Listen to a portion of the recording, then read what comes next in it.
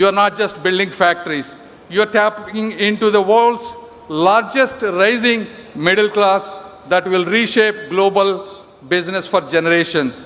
Therefore, partner with India, not because it is a safe choice, because it is the right choice. Today, India is not just riding the tide. We are the tide. History will record that the 21st century belonged to Asia, and Asia's century was powered by India's rise. The real and on one question is, will you be the co-author of this story? Thank you. Jai Hind. Thank you, Honorable Minister, for your kind address. May I please request our speakers to kindly keep their remarks brief due to paucity of time. May I now invite Mr. Chandrababu Ram Mohan Naidu, Honorable Minister, Civil Aviation, Government of India, requesting him to kindly deliver his address.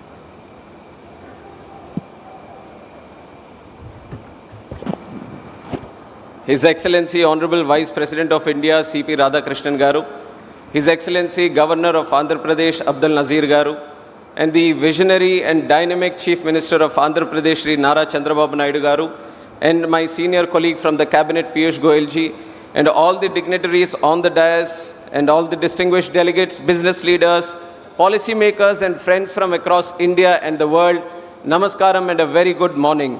It fills me with immense pride and purpose to welcome you all to Visakhapatnam, which is the jewel of East Coast and the rising capital of opportunity and the beating heart of a new Andhra Pradesh. Today we are not just hosting a summit, but we are igniting a vision of a state reborn with purpose, powered by people and propelled by leadership that believes in building the future, not waiting for it. In fact, coming from this very region of North Andhra, it's a very emotional moment for me. If you look at this situation a couple of years back, where Andhra was not having any sense of direction, no sense of purpose, no sense of vision, to be here right now, where Visakhapatnam and Andhra Pradesh have been the talk of not just the nation, but the talk of the world, it fills me with immense pride to be here. And it almost seems like a miracle. And miracle was bound to happen when two of the greatest leaders this country has ever seen have come together. One, the Honorable Prime Minister of the country, Shri Narendra Modi ji, who is spearheading India into a great sense of pride and a great sense of nation building and inspiring 140 crore people of the country to build Viksit Bharat by 2047. And one who is amongst us, the inspiring, ever-inspiring leader, not just for political leaders or young leaders, but for businessmen, for people from all across all sectors of life, all walks of life. That is our Honorable Chief Minister, Shri Chandrababu Naidu Garu. And under the visionary leadership of Chief Minister Nara Chandrababu Naidu Garu, Andhra Pradesh is reclaiming its rightful place as India's innovation frontier. He is a leader who doesn't just govern for the present, he engineers the future. He has always believed that governance must run at the speed of technology and that development must always outpace politics. It was his foresight that created Cyberabad much before India began speaking of IT revolution. Today, that same foresight is shaping up Amaravati, same foresight is shaping up Rayalaseema and Uttarandhra into a new triangle of growth, inclusion, and global investment. And he is not alone in this mission. Working shoulder to shoulder with him is a leader of intellect, energy, and empathy, which is our own young and dynamic Minister, Shri Nara Lokesh Annagaru. And he represents a new generation of politics, which is data-driven, outcome-focused, and deeply grounded in cultural values. His clarity of thought and speed of execution are transforming how government interacts with citizens and investors alike. Under his leadership, our digital infrastructure and the startup ecosystem and skilling platforms are evolving not year by year, but week by week. We are also strengthened by the integrity and emotional connect of our Deputy Chief Minister, Pawan Kalyan Garu, a leader who reflects the voice and hope of the people. And overarching all of this is the guiding vision of our Honorable Prime Minister, Shri Narendra Modi ji, a leader who has redefined how the world perceives India. The most popular leader with a strong and decisive leadership and with clarity on conviction on how India should be viewed by the 2047. Viksit Bharat 2047 is not a challenge before the country, but it is unlimited amount of opportunities that are there with us And today Andhra Pradesh is reaping out all the opportunities that are presented in front of us. That is the power of double engine Sarkar. When the state government and central government with unity and clarity and conviction, they all come together. The strength that is shown today in the Andhra Pradesh. Friends, when you invest in Andhra Pradesh, you're not just investing in a state, but you're investing in a mindset of speed where approvals move faster than ambitions, a mindset of trust where policy doesn't change with politics, but with purpose, and a mindset of excellence where we don't compete with other states, we compete with the world.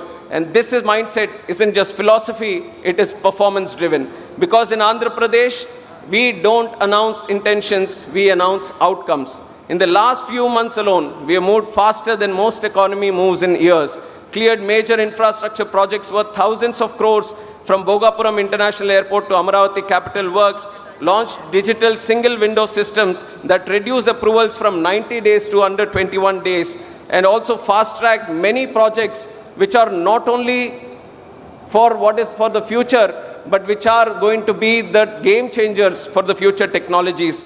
And we have all heard of ease of doing business, but in AP we are going one step further and we have made it the speed of doing business. And today into global's economy, we all know that time is the ultimate currency, and which is why AP is stressing upon the time. But friends, here when we all meet, speed is also nothing without the soul.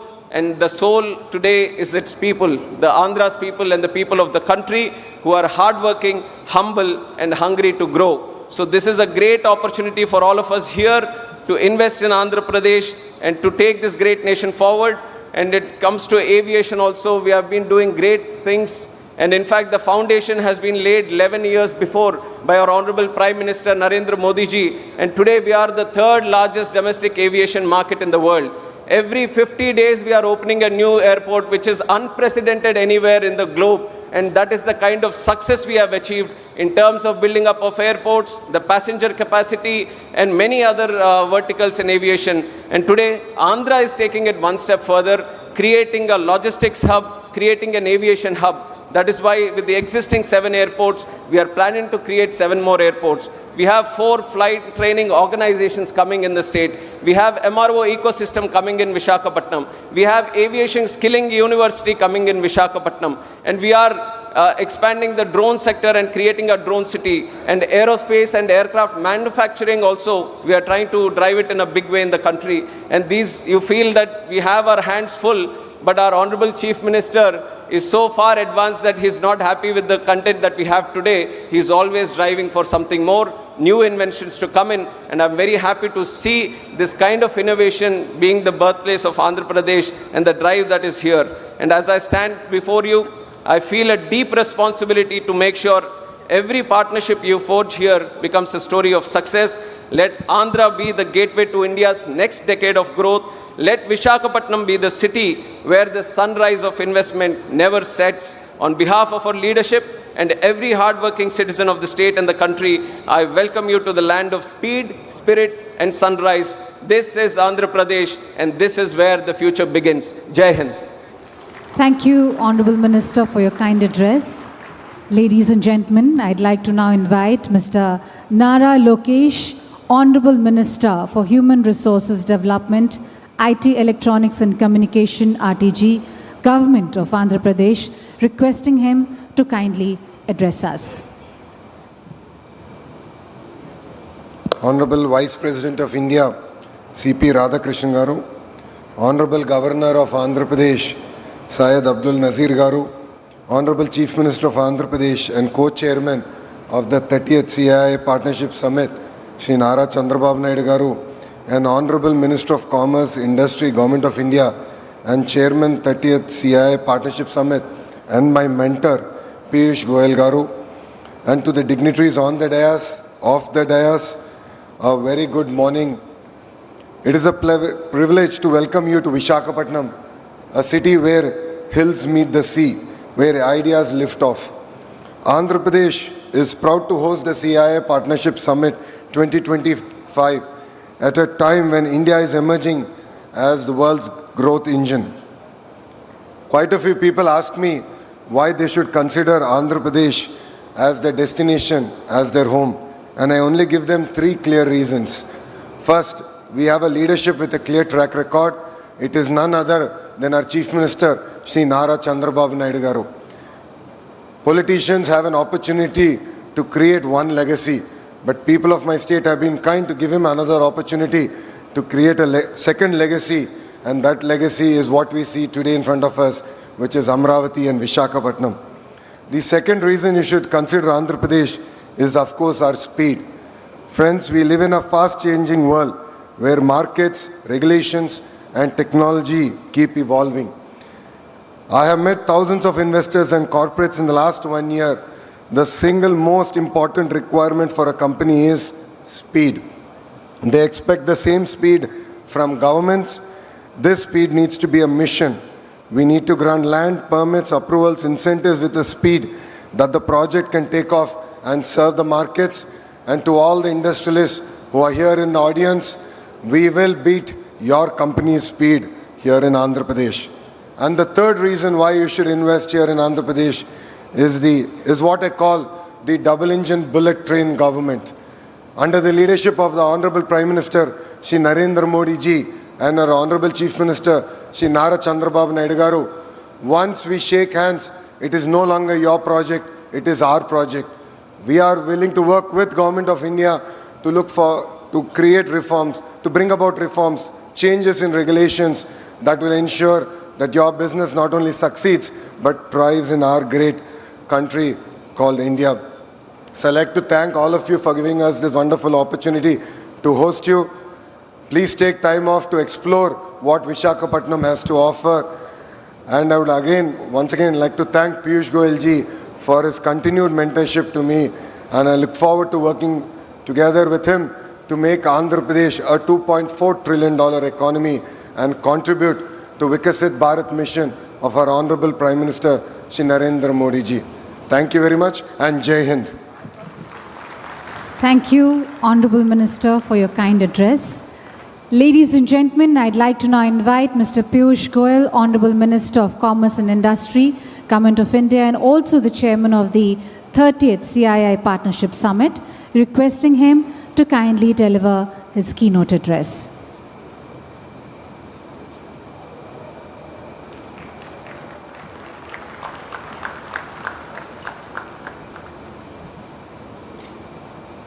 The very distinguished and eminent Vice President of India, Mahamahim Shri C.P. Radhakrishnan ji, the Honorable Governor of Andhra Pradesh, His Excellency Shri Syed Abdul Nazir ji, my good friend, my elder brother, and somebody with whom I have very deep relationship on a personal level and with whom I've worked very closely to evolve and devise several new ideas.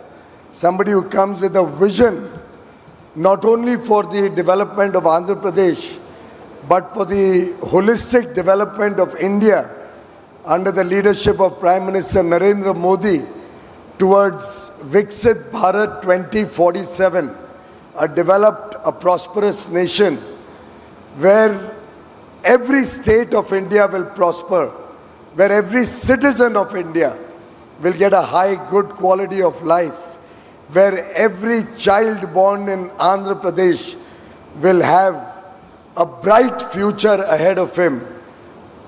A visionary leader, Nara Chandrababu Naidu garu, Honorable Chief Minister of Andhra Pradesh, my colleague in the Union Cabinet, a very young, dynamic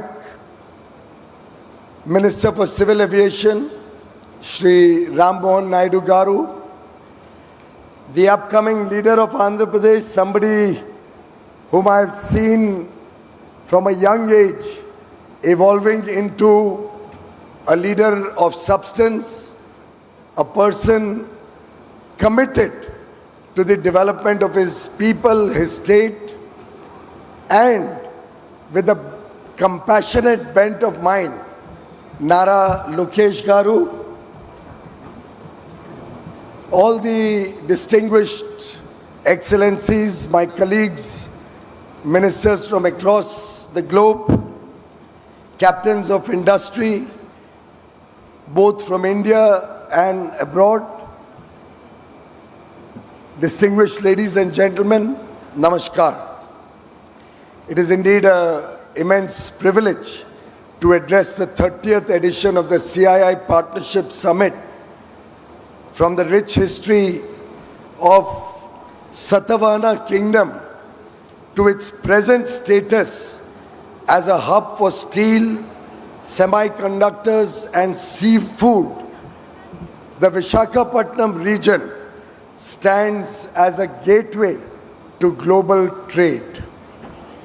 I extend warm greetings to the Honorable Vice President, whose distinguished career in public service and commitment to empowering the marginalized communities is an inspiration for all of us. One interesting fact about him, he is also affectionately called the Vajpayee of Coimbatore. I acknowledge and welcome Governor, His Excellency Syed Abdur Nazir Ji, whose exemplary judicial career has strengthened our democratic foundations. And I congratulate Chief Minister Chandrababu Naidu for his bold Swarna Andhra Pradesh 2047 vision, which reflects how ambition, when coupled with tech-driven execution, can truly transform a state. Friends, we gather here today at an inflection point in global history. The world order that defined the past several decades is being rewritten. In this churning and tremendously volatile and uncertain, challenging times, in this Samudra Manthan that we witness, India stands as an oasis in the desert. Prime Minister Narendra Modi has very aptly said, and I quote, "For global peace, stability and prosperity, the world's most populous country must become self-reliant," unquote. We draw from our ancient wisdom of Vasudhaiva Kutumbakam. The world is one family. India's rise will benefit all of humanity. Let me share what guides our journey from a $4 trillion economy to a $35 trillion economy by 2047, when we will celebrate a developed nation, a prosperous India, celebrating 100 years of independence. Inspired by Chanakya's Arthashastra, I present 3 pillars that define Bharat's approach to navigating the new geo-economic order. 1. Prosperity through technology. India's technology story is one of democratization and trade. It talks of scale and speed. It focuses on talent and skill. We have built digital public infrastructure serving 1.4 billion Indians. UPI processes nearly half of all real-time payments globally, which is now being adopted by multiple countries. Aadhaar provides a digital identity to every Indian. We are building complete semiconductor ecosystems with a current $30 billion investment and growing. Our India AI mission is democratizing artificial intelligence for all Indians. Today, 1 billion Indians are connected to the net, and we have the second largest user base of ChatGPT across the globe. From the Mars mission to launching 104 satellites in one mission, we embody innovation at scale. We have achieved 500 gigawatts of installed power capacity, of which 51%, more than 250 gigawatt, comes from renewable energy sources. In the next 5 years, we plan to double our clean energy to 500 gigawatt, one of the fastest ramp-up witnessed anywhere in the world. To our international partners, India offers not just a market, but partnership for shared prosperity and mutual growth. Our young, aspirational engineering talent, our digital infrastructure, and our vibrant startup ecosystem provide the perfect launchpad for globally scalable solutions. Second, trust through righteousness, Vishwas through Dharma. In the new geo-economic order, trust is the most valuable currency. India has emerged as the world's trusted partner through consistent and principled engagement. During COVID-19, we supplied vaccines and medicines, most often free of charge, to over 100 countries around the world. This is Vasudhaiva Kutumbakam in practice. Our trust-based diplomacy is reflected in our ever-expanding free trade agreements. We have recently signed free trade agreements with the United Kingdom. We have operationalized free trade agreements with the four-nation EFTA bloc, Switzerland, Norway, Liechtenstein, and Iceland, who have also committed $100 billion foreign direct investment and the creation of 1 million direct jobs, along with free trade between the two countries. We also have the UAE, Australia, and Mauritius as new FTA partners. We are currently negotiating FTAs with the EU, with the United States, with Oman, with New Zealand, with Chile, with Peru, and many more, wanting us to start negotiations. Frankly, I don't have any more bandwidth to handle more negotiations simultaneously. The world trusts India because we offer predictability through regulatory reforms, transparency through digital governance, and reliability in honoring commitments. We have removed more than 42,000 compliances and abolished 1,500 obsolete laws. Our next generation GST reforms will further ensure ease of doing business and rapidly expand consumer spending. When you partner with India, friends, you partner with a civilization that views relations through dharma, doing what is right. Third, trade through capability. India's last year trade performance tells a remarkable story.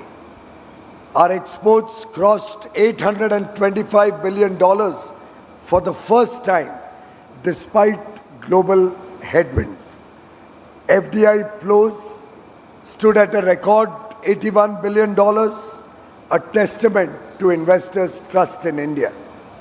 It also reflects our focus on building capabilities at home through the Make in India program, infrastructure at scale, diversifying markets across multiple countries, and moving up the value chain through investments in technology. In some sense, we are drawing the benefits from Michael Porter's theory of competitive advantage. As he famously said, and I quote, "National prosperity is created, not inherited." Friends, in conclusion, I offer 3 key recommendations to expand global cooperation. 1, let's facilitate two-way investments by lowering trade barriers and creating an open, transparent environment that enables the free flow of goods, services, and capital. Second, let's strengthen technology cooperation by co-developing frontier technologies and investing in high-impact innovation. Third, let's build and sustain trust through transparent governance and predictable policy frameworks that promote long-term partnerships. I would like to congratulate CII, President Mr. Rajiv Memani, and Secretary General Mr. Chandrajit Banerjee, the evergreen hero of the partnership between government and business, and somebody committed to the India story, somebody really passionate about his job. Well done, well organized. You have really created a remarkable platform. A platform where ideas become action. And I'd like to thank Chandrababu Garu Naidu and Lokesh Garu for making this 30th Partnership Summit such a grand success through their perseverance, through their hard work, and through their commitment to the India growth story. Chandrababu Garu, I'd like to work with you to create a permanent facility in Andhra Pradesh where we can have big ticket seminars, conferences, exhibitions, and ITPO, the India Trade Promotion Organization, which has created the wonderful Bharat Mandapam in Delhi, would love to partner with your state and jointly prepare Andhra Mandapam,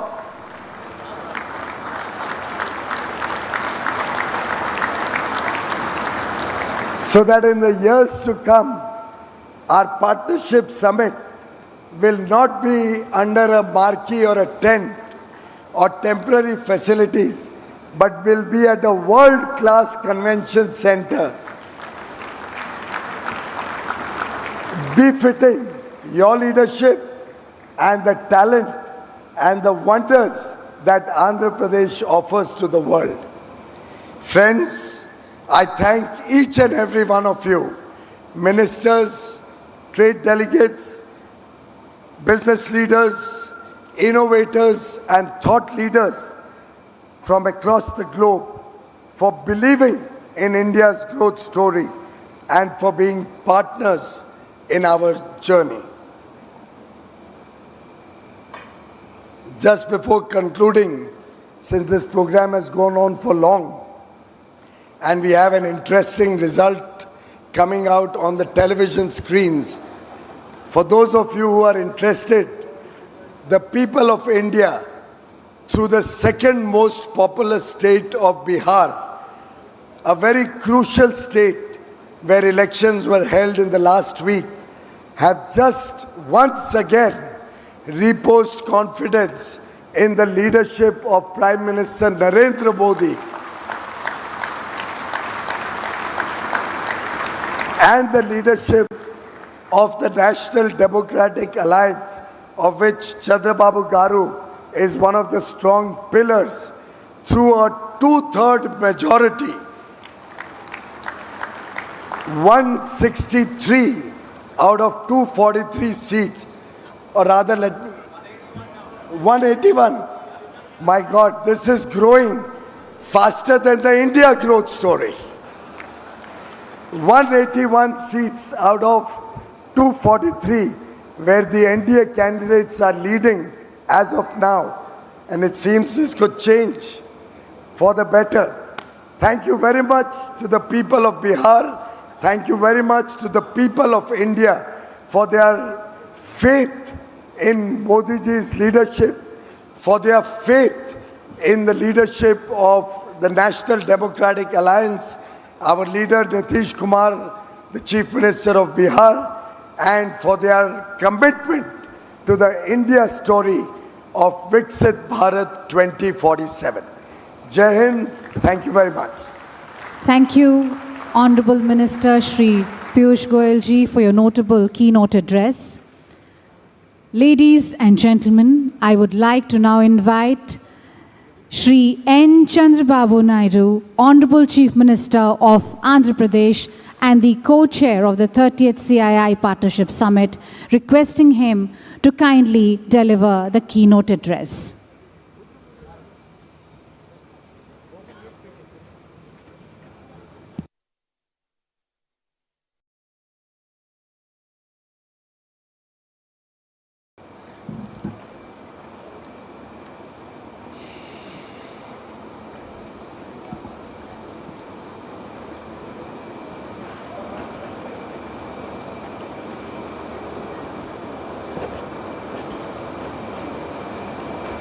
Honorable President of India, Sri C.P. Radhakrishnan Garu, Honorable Governor of Andhra Pradesh, Sri Abdul Nazir Garu, Honorable Union Minister for Commerce and Industry, Government of India, Sri Piyush Goyal Garu, Honorable Union Minister Ram Mohan Naidu Garu, Chandrasekhar Garu, Bhupati Srinivas Verma Garu, President, Confederation of Indian Industry, Rajiv Memani Garu, Director General, Confederation of Indian Industry, Chandrajit Banerjee Garu, Honorable Ministers from my cabinet, Nara Lokesh Garu, T.G. Bharat Garu, Nadella Manohar Garu, industrialist on the dais, Suchitra Ella Garu, Sanjeev Bajaj Garu, G.M. Rao Garu,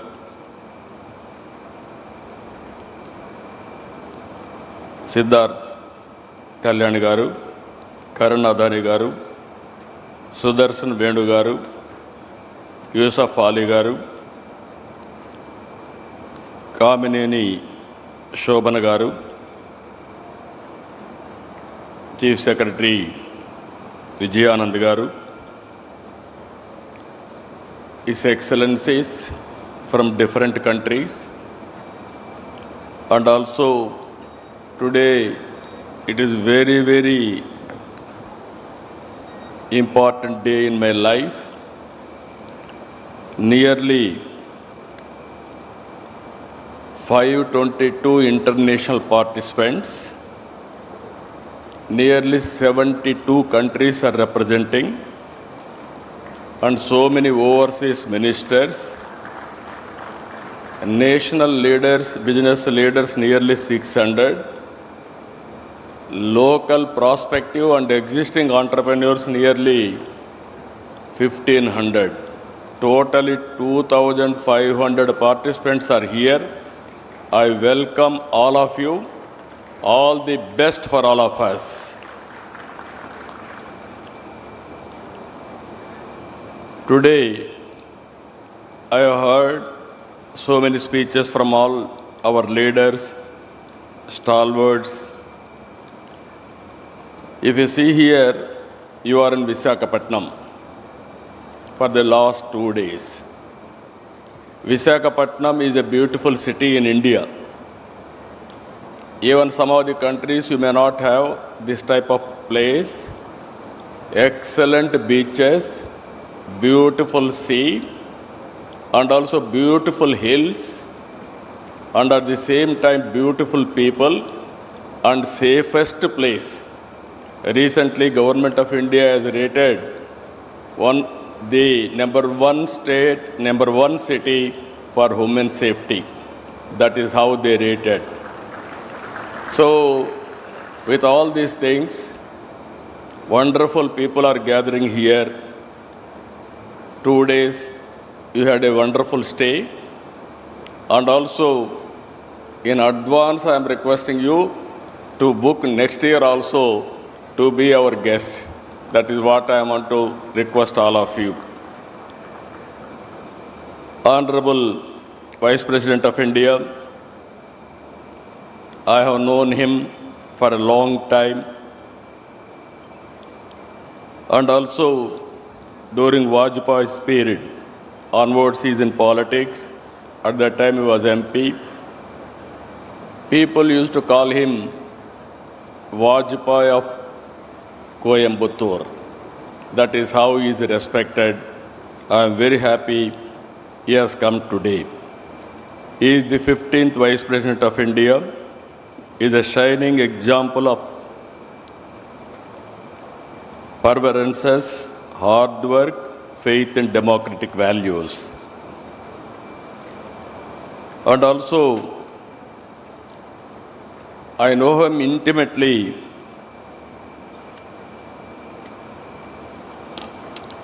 The Vice President, and also he is the Chairman of Rajya Sabha.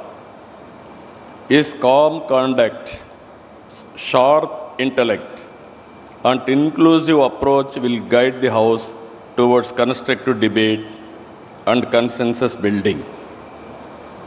What sets him apart is his unshakable commitment to public service and humility. Even while holding the nation's second highest constitutional office, he remains deeply connected to the concerns of ordinary citizens, reflecting his lifelong conviction that leadership is not about privilege, but about purpose and service. On behalf of Andhra Pradesh, I welcome him, and also I am very thankful to him for coming this occasion to grace all of us.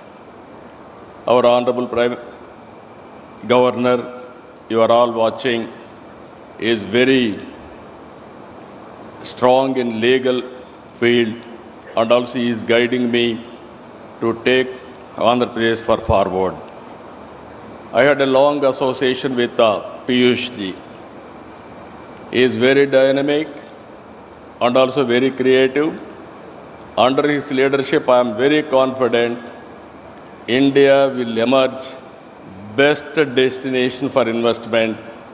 I am assuring you, with all your good words, you can do business in Andhra Pradesh.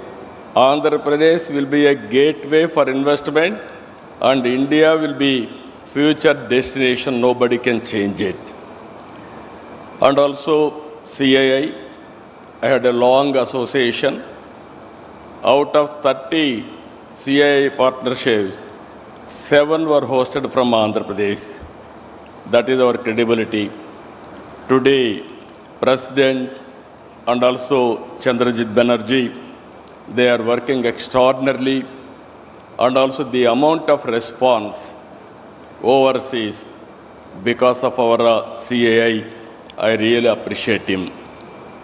And also if you see today, all investors are here. Just now, our Honorable Minister has announced Bihar elections. One example I am telling you. Bihar elections, last time NDA has won, we have won, present government. And at the same time today, as of now, 190 seats they are going to win. By end of this meeting, around 200 seats they are going to win, NDA. It shows people are with Narendra Modi ji. It is going to happen permanently. no other country, no other leader is enjoying people trust.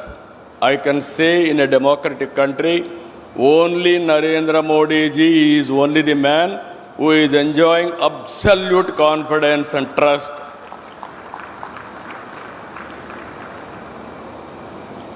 This, again I am telling you, 20th century belongs to Narendra Modi ji. Around 2002, he became Chief Minister. Continuously, he won elections. 2014, he became Prime Minister. Continuously, 3 elections he has won. And also, next election also he is going to win. Very stable government and also very progressive government. He has corrected all structural changes, which are all deficiencies, everything he has done. Some more reforms he is going to bring.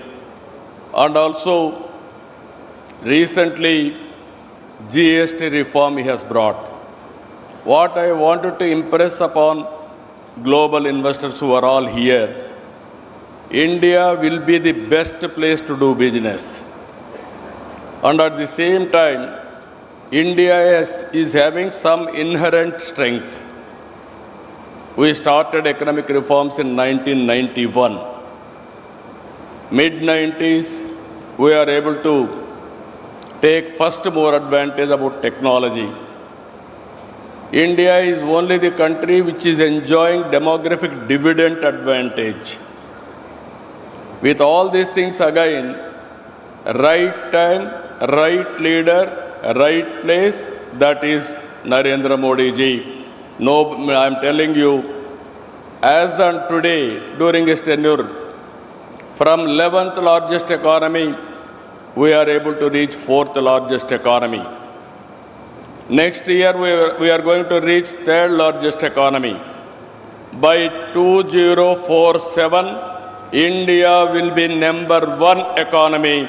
It is unstoppable. It is going to happen. This is the strength of India as on today. Regarding Andhra Pradesh, you are all aware, excellent natural advantages. 1,000 kilometers sea coast. It is a gateway of India on east coast. And also we are very strong in doing business. We are having earlier track record and also proof of concept also.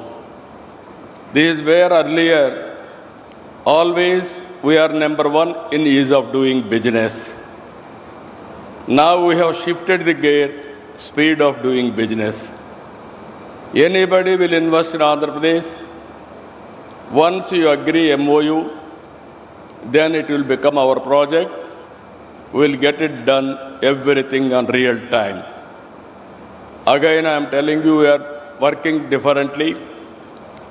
10 principles we are keeping in mind. If you see all 10 principles, this is zero poverty. How to reduce inequalities, that is one principle. Job, employment generation. It is our top priority. Water security, farmers and agri-tech. Totally we want to integrate technology in agriculture. Global logistics. Hub we wanted to make it. Either road, port, airports, or railway, or inland waterways, or logistics parks, we want to integrate everything. And also energy and fuel optimization by going for green energy, and ultimately product perfection. And Swachh Andhra Pradesh, that is Swachh under Swachh Bharat, we wanted to make Andhra Pradesh clean, green, circular economy, everything. And deep technology in all walks of life. We want to adopt it. Skilling is a continuous process. Human resource development is a continuous process. These are all 10 principles we are keeping in mind for development. And at the same time, we are very, very inspiring time. I am using this. I have seen politics for the last 4.5 decades. I started in 95, I-Tech City, and also IT promotion, information technology promotion after Internet revolution. Today I can say proudly, if you can go to any country, Indians are dominating in information technology. This is inevitable. Every 4 IT professionals, one is from India. Among Indians, out of 4, one is from Andhra Pradesh. That is our strength. That is our speciality. Now, we are going differently. Government of India has announced so many progressive policies, so many reforms, so many missions. We are starting space city, drone city, electronic city, aerospace city, semiconductor, and also robotics, defense corridors. These are all various approaches we are taking, latest technologies.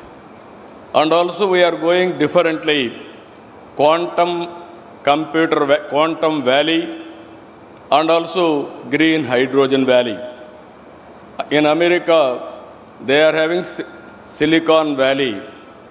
In India, we are having a quantum valley that is in Andhra Pradesh. First quantum computer is coming to Andhra Pradesh.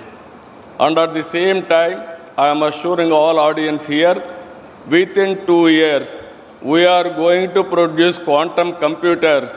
We are going to provide quantum computers for global community wherever you need.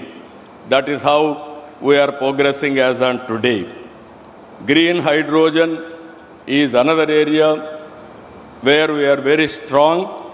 If you see Government of India, 500 gigawatts they want to produce green energy. In that, 160 gigawatts we are going to produce.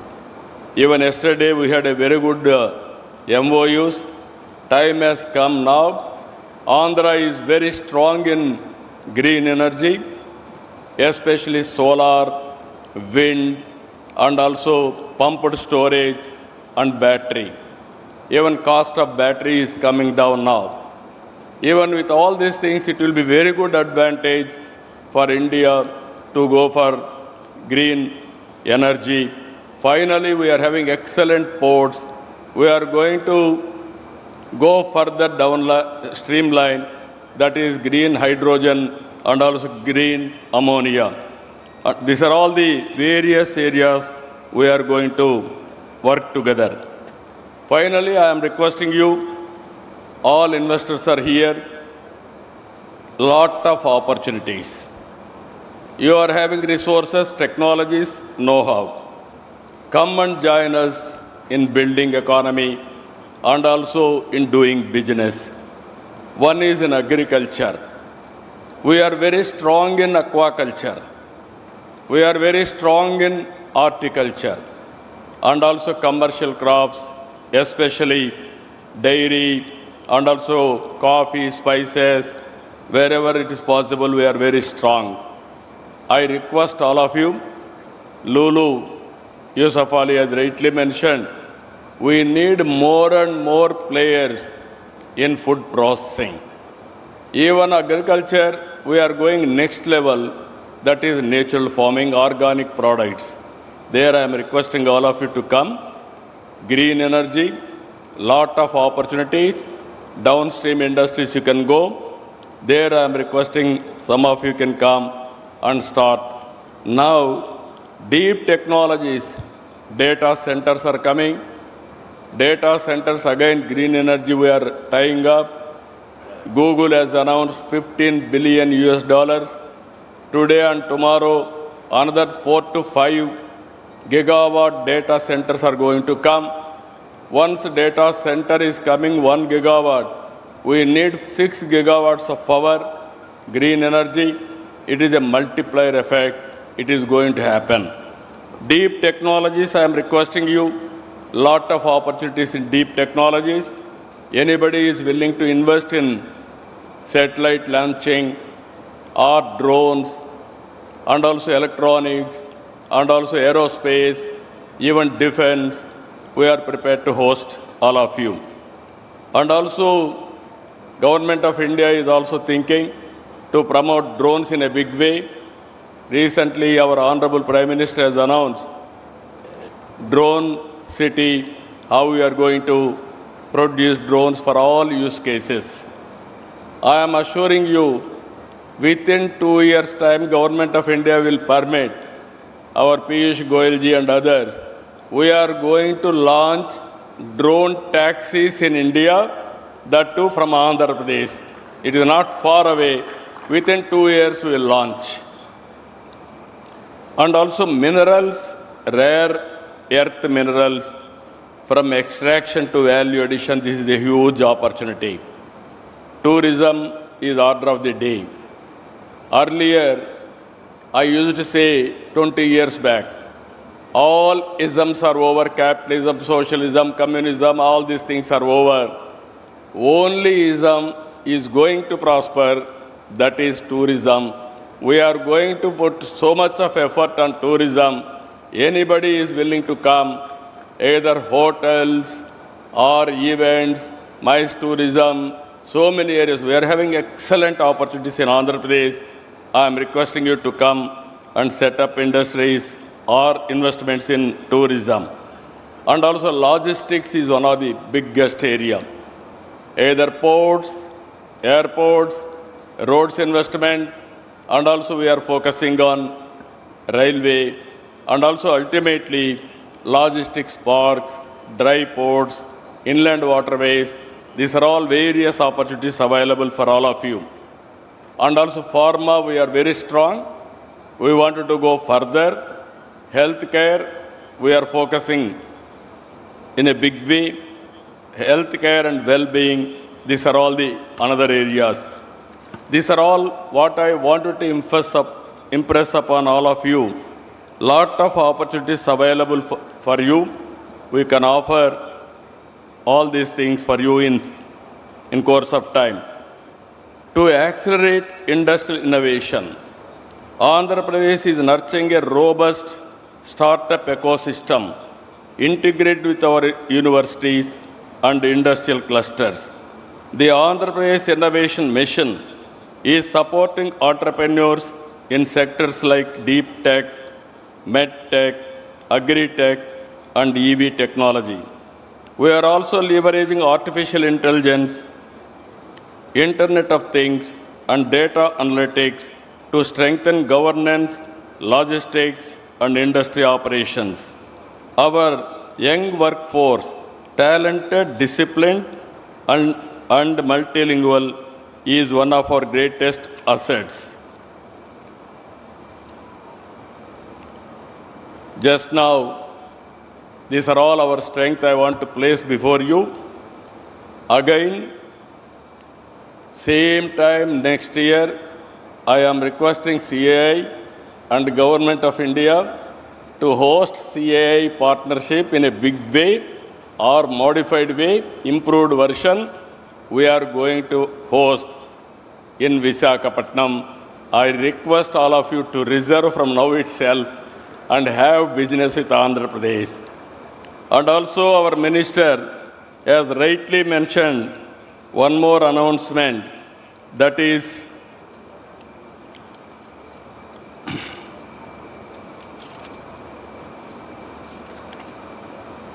ITPO with a joint venture, one of the best convention center in Visakhapatnam. There is a beautiful hill. I will give land. Very soon I am requesting you to come and inaugurate. On the top of the hill, facing towards sea. Nowhere in the world this type of place. That is the place I am providing. All industrialists I am requesting have second home in Visakhapatnam. That is the beautiful place, beautiful people, and also you will enjoy And also from here, 1 hour, even we are going to have small airstrip also. Within 20 minutes, you will go to summer resort, Araku, and also Lamsingi, Padi area, which is the tribal area. I am requesting all of you, I asked my people to give you organic coffee. That is Araku coffee for all of you. It can stimulate and also it will remind our commitment towards industry. One of the best coffee, global coffee, we are promoting from tribal area. And also, anyway, you are going to leave tomorrow. Everybody has to taste our aquaculture food. Aqua food is very popular. 65% our Honorable Minister is here. 65% country's contribution on aqua is from Andhra Pradesh. Now, finally, I wanted to say one thing. Recently, our Honorable Minister has announced after Udyoga Sangam, all this thing, brainstorming, EODB, all these things, he announced one thing, 11th November, Tuesday. As on today in Andhra Pradesh, you don't have any problem with the land or ease of doing business. All clearances I am clearing real time. You don't have any problems also afterwards. No disturbance, I am assuring you. And at the same time, he announced to attract investment, one more decision. This is the next step. All reforms Government of India is doing, either labor reforms or administrative reforms or otherwise taxation reforms, everything they are bringing. We are ahead of them. We are also following central government. Around 25 policies as on today I have brought. Any leftover policies are there, I am prepared to adopt it immediately. What all Government of India is expecting from state side, all reforms I will bring. Added to that, very auspicious time, he has announced escrow account for all your incentives. First state in India, I am announcing, very soon I am going to start escrow account. You need not go to any investor or you need not go to any government officer. Directly once you sign, I will give you escrow account. Then automatically on that day, you can get your money through bank. Even if necessary, I am going to implement sovereign guarantee also. This is the best way I can do it. Now all reforms we have brought, best incentives we are giving, best policies we are giving. Now escrow account also we are creating with sovereign power. Now it is with you to come and invest. For the last 18 months, we are able to attract $20 billion to create 20 lakh employment. Now I am expecting another 3 years' time, $500 billion, that is $500 billion, to create 50 lakh employment, 5 million employment. Now with all policies available, global leaders are here. As our Honorable Minister has rightly mentioned, you come and invest in Andhra Pradesh, in India. We are prepared to come and invest in your countries also. Now, no more, we are all regional leaders or local leaders. All industrial friends, I am requesting you, world has become a global village.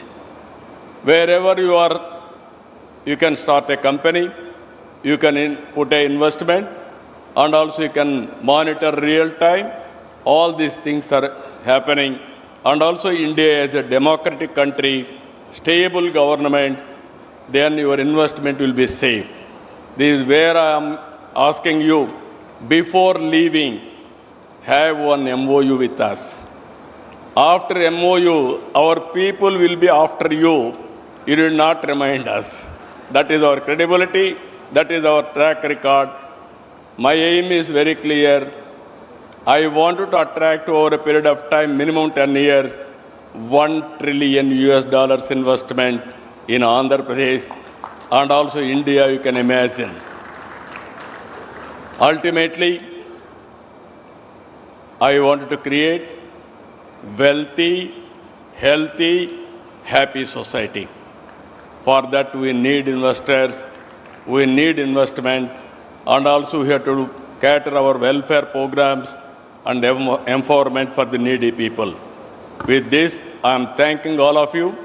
Today and tomorrow, we are here. We are going to do some more business.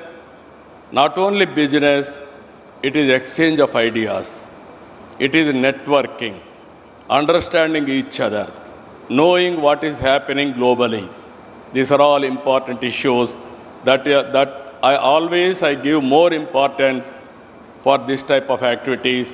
Investment automatically will come. With this wonderful time, enjoy your stay and also memorable stay, and also every person has to take one takeaway from this place. That is where Visakhapatnam declaration, that is where Visakhapatnam will give you ideas. With this, I am thanking all of you. Thank you, one and all. Thank you, Honorable Chief Minister of Andhra Pradesh, Shri N. Chandrababu Naidu ji, for your extremely inspirational keynote address. Ladies and gentlemen, I would like to now invite His Excellency Shri S. Abdul Nazir, Honorable Governor of Andhra Pradesh, and I request him to kindly deliver his address.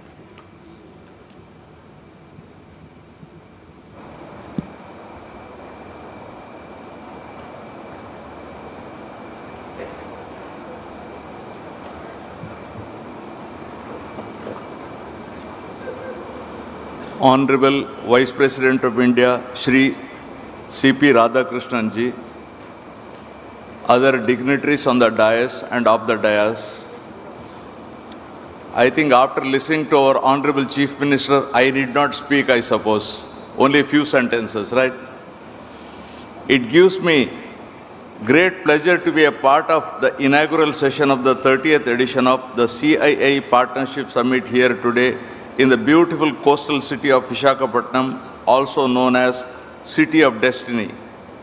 This summit, jointly hosted by the Government of Andhra Pradesh, the Ministry of Commerce and Industry, Government of India, and CII. CII is one of India's most respected global business platform. It's an honor that Andhra Pradesh is hosting this prestigious event for the 8th time, a reflection of Andhra Pradesh's growing prominence as a hub of investment, trade, and innovation. This year's theme, Technology, Trust and Trade, Navigating the New Geo-Economic Order, could not be more timely. The world is at an inflection point where technology and sustainability are reshaping economies and where collaboration, not competition, will define progress. With 7 key thematic tracks, more than 2,500 delegates participating from over 45 countries, and representation from leading multilateral organizations, this summit truly reflects the spirit of global cooperation. Make in India, the pioneering and visionary initiative launched by Honorable Prime Minister Shri Narendra Modi ji 10 years ago, has been a pivotal step to facilitate investment, foster innovation, enhance skill development, protect intellectual property, and build best-in-class manufacturing infrastructure, making India the focus of global attention. Under the visionary leadership of our Honorable Chief Minister, Shri Nara Chandrababu Naidu garu, Andhra Pradesh has set its sights on becoming a future-ready, innovation-driven state. From IT and advanced manufacturing to quantum technologies and green hydrogen, Andhra Pradesh is emerging as a trusted partner in India's growth story and a key player in the global transition towards sustainable future. Let us together make this 30th edition of the Partnership Summit a celebration of collaboration and confidence, where every handshake leads to a new opportunity and every idea becomes a force for shared prosperity, shaping the future generation to come. Thank you very much. Jai Hind.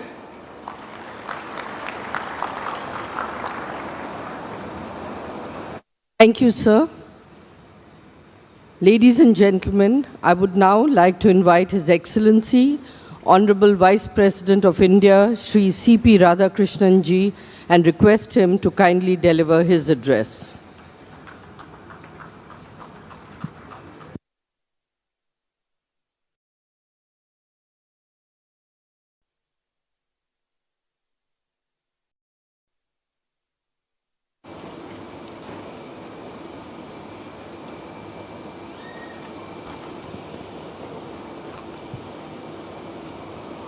I touch and salute the holy feet of Bharata Mata, the most powerful and the most merciful.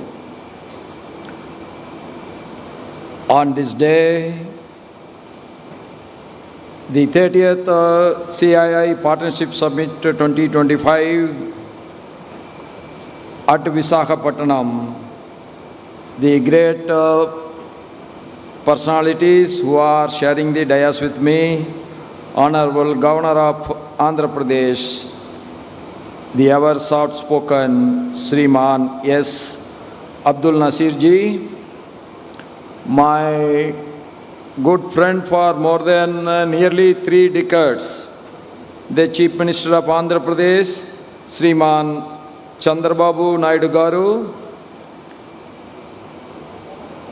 the young but dynamic, who is handling the toughest job of trade negotiations, my colleague from the central government, Honorable Union Minister for Commerce and Industry, Government of India, Shriman Piyush Goyal ji, my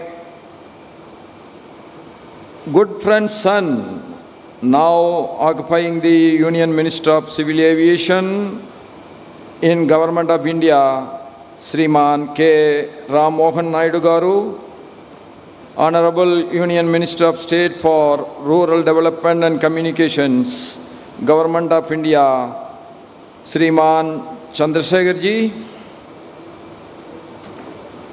Honorable Union Minister of State for Steel and Heavy Industry, Government of India, Sriman Baghupati Raju Srinivas Verma ji, President of CII, Sri Rajiv ji, Honorable Minister of IT, Electronics and Communications, HRD and Real-Time Governance, Government of Andhra Pradesh, Sriman Nara Logesh ji, Honorable Minister of Industries and Commerce and Food Processing, Government of Andhra Pradesh, Sriman DG Bharat ji, Honorable Minister for Food and Civil Supplies and Consumer Affairs, Government of Andhra Pradesh, Sriman Nadandla Manohar ji, Vice President of CII, Dr.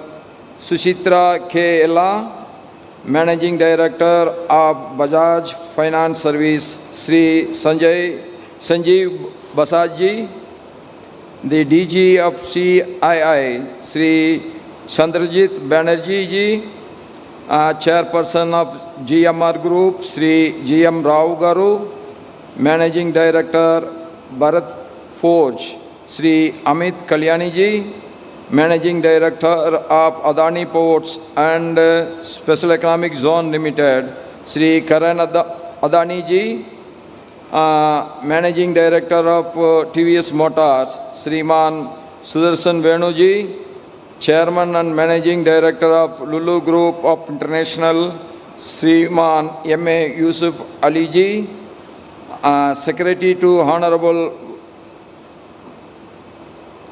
to me in my in Delhi, Sri Amit Gareji, Chief Secretary to Government of Andhra Pradesh, Sriman K. Vijayanand Ji, Apollo Health Company, Srimati Swapna Ji, and the delegates, ministers from various countries, and the business executives who have taken this great destination, Visakhapatnam, for their investments. My warm welcome to all the participants of the summit, both from India and abroad. Under the leadership of our Honorable Prime Minister Shri Narendra Modi ji, the industrial growth is getting stimulated. The economical growth of this country is getting stimulated. From nowhere, we are now occupying the fourth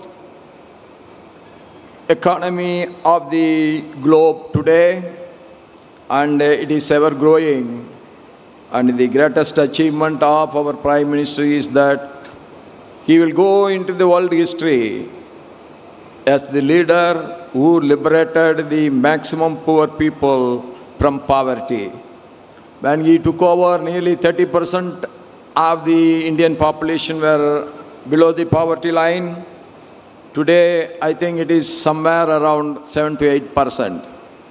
I agree, still we have to go, but we will be achieving it. This is the greatest achievement of our Prime Minister. That is how we want every country in the world should eradicate the poverty. Why we have to do business?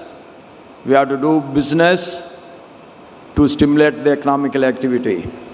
Why we have to stimulate the economical activity? That is the only way that we can create wealth.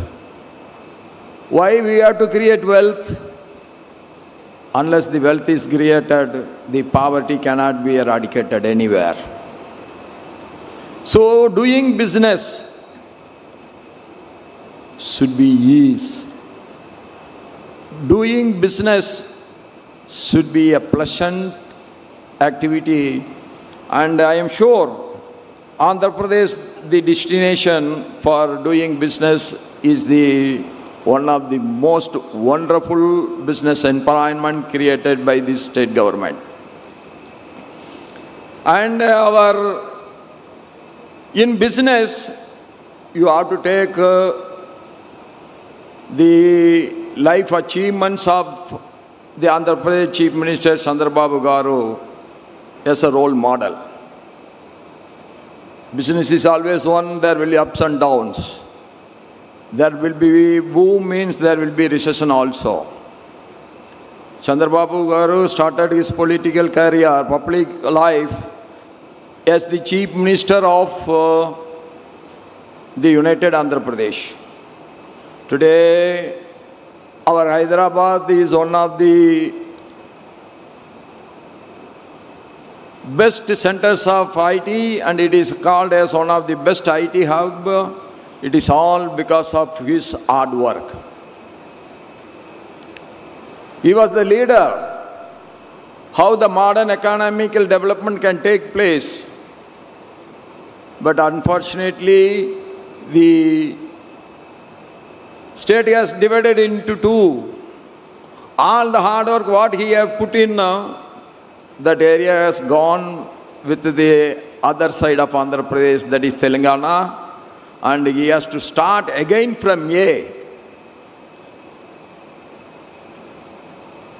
But what the most interesting thing what I have seen in his face is, when I have seen him nearly 3 decades back, the same enthusiasm, the same inspiration, the same apathy for development, what he has done there, he started here again in Andhra Pradesh. At no time, he is attracting so much of investments from all parts of the world. Every developed economy, every big companies want to invest in Andhra Pradesh. That is because of his inspiration to attract the investors. That is, he is creating an atmosphere where the investors feel very safe, the investors feel they are guaranteed, and the investors feel that ease of doing business is not on paper but in practice. That is the ability of our Chief Minister, and I am appreciating all his efforts all the time. And this summit is one of the wonderful summit, and this is going to be one of the most successful summit also. And you have seen both how the state and central governments are working together. The central minister wants, not in the next convention should not be in a temporary state, it should be in the most internationally appreciable venue, and also one of the best building that has to be created. That is shows the interest, that shows that we want to achieve, that shows that we want to grow. And both the center and the state are working together. The achievements are immense. To achieve a great targets is easy. That is what I have seen in both the speeches of the Chief Minister and our Central Minister, Piyush Goyal ji. And I am again telling, the ease of business is going to be one of the best in India, because the reforms are taking place in every sector. Reforms in labor laws, reforms in tax system, reforms in creating infrastructure. Anything you name, there the reforms is taking place under the able leadership of our Prime Minister Narendra Modi ji. That is the reason that from nowhere we are today the fourth largest economy. And I am sure this is the right time for you to invest in the fastest growing economy of the world. You have come in the right time, you have come to the right place, you have come with the right ideas. That means the success is going to be yours. Any sector, whether it is food process, whether it is blue economy or green economy, this is the right time to invest in India, and you all are welcome. We all know that business is based on commitment, one. Second is our commitment towards the commitments. Then the third one is the commitments by the governments that also should be honored. That all the three are happening together, that means business is going to be the most successful one. It is an honor and privilege for me to participate in this along with you. And the e-governance and the digital infrastructure have also reduced the transaction cost, improved transparency, and enhanced the ease of doing business. These developments have made us a reliable and efficient partner in global trade. By merging technology with commerce, we have now become a knowledge-driven economy, and you are a part of it. And I am always telling, it's not only the investment should be made at the right time. Like you have to hit the iron when it is really hot. Like that, it is the time to invest in India, it is the time to invest in Andhra Pradesh, it is the time to invest in a trillion economic zone which our Chief Minister wants to create in and around Visakhapatnam.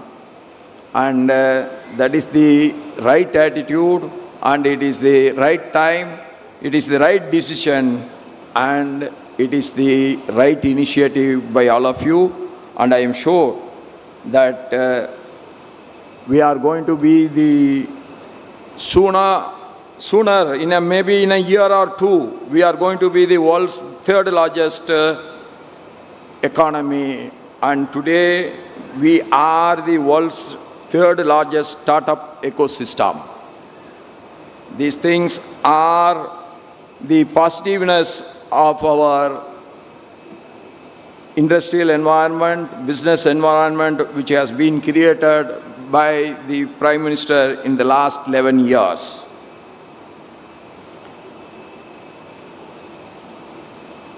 Energy sector of our country, our goals offer new opportunities. At present, we have crossed the total installed electricity generation capacity of 500 gigawatts. Non-fossil fuel sources, including renewable energy, hydro, nuclear, account for over 51% of the total capacity. We can soon become a global hub for clean technology exports. We want to grow. At the same time, we have to protect the environment.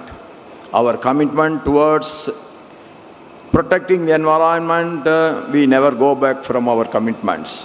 Even the big economies also now want to go back from their commitment, but we never. India is one country which made a commitment, means that is a commitment for lifetime. It will never go back. India is always want to be very friendly with everyone. Recently, I have visited Seychelles. The total population is below 3 lakhs, whereas Indian population is 1.4 billion. But our Prime Minister asked me to visit Seychelles on the new Prime Minister taking the oath ceremony of Seychelles. That shows whether a country is big or small, India wants to treat every country equally. That is the greatness of India. We never want to dictate terms to anyone. That is the greatness of us. Like that, we never want to hear dictations from anyone. We want to complement each other. We want to grow together. That is the great policy of India. That is why India is growing today, but at the same time, India is friendly with everyone. Yes, that we all must grow together. That is the aim of us. If we all want to grow together, that means not at the cost of the other, but by taking the interest of each other together, we want to grow together.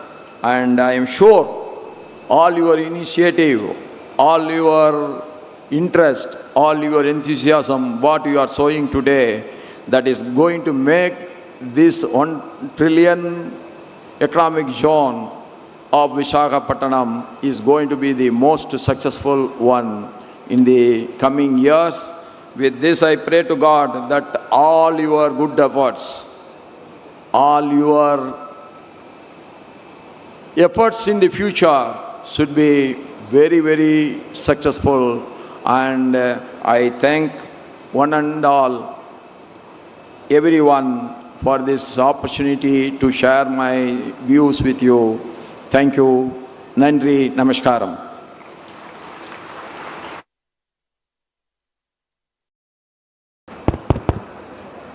Thank you, Your Excellency, Honorable Vice President of India, Shri C.P. Radhakrishnan ji, for your notable and inspirational address. Ladies and gentlemen, I would like to now request Honorable Chief Minister of Andhra Pradesh, Shri N. Chandrababu Naidu ji, to kindly present a memento to His Excellency, Honorable Vice President of India. This is a small token of appreciation, respect, and honor.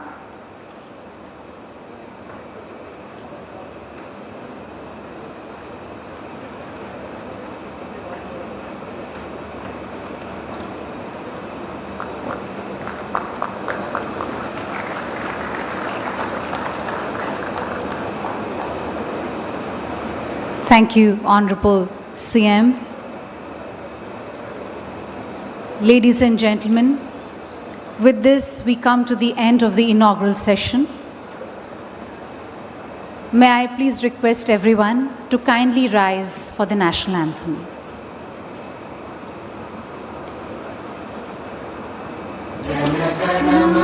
अधिनायक जय हे भारत भाग्य विधाता पंजाब सिंध गुजरात मराठा द्राविड़ उत्कल बंगा विंध्य हिमाचल यमुना गंगा उच्चल जलधि तरंगा तव शुभ नामे जागे तव शुभ आशीष मांगे गाहे तव जय गाथा जन गण मंगलदायक जय हे भारत भाग्य विधाता जय हे जय हे जय हे जय जय जय जय हे.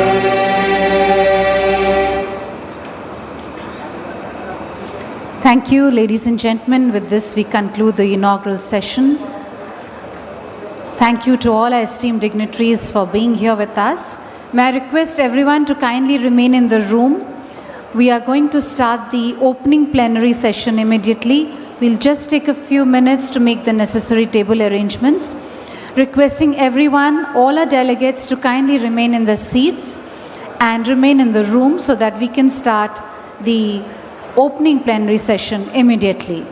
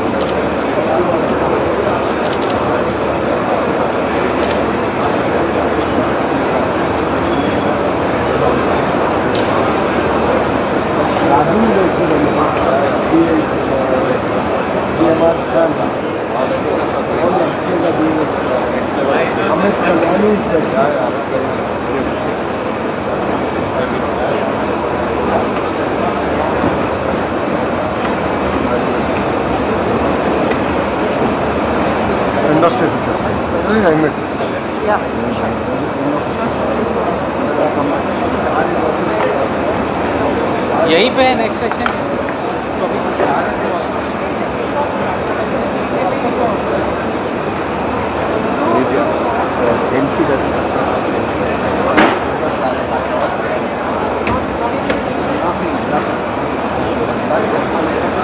Do you want me to? If you want, I can't. How are you?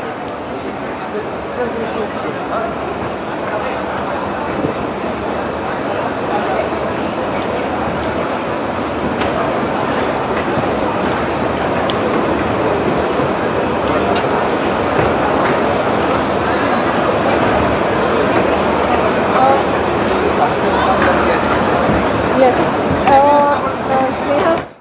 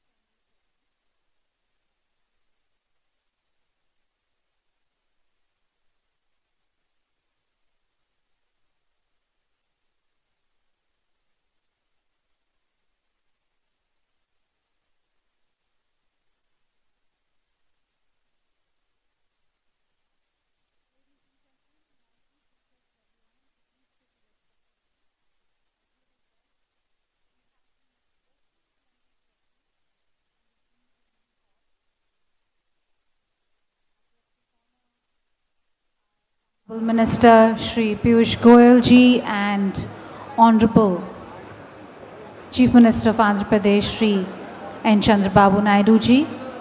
We'll have a host of excellencies who will be giving their perspectives, requesting all to kindly take the respective seats and join for this opening plenary session.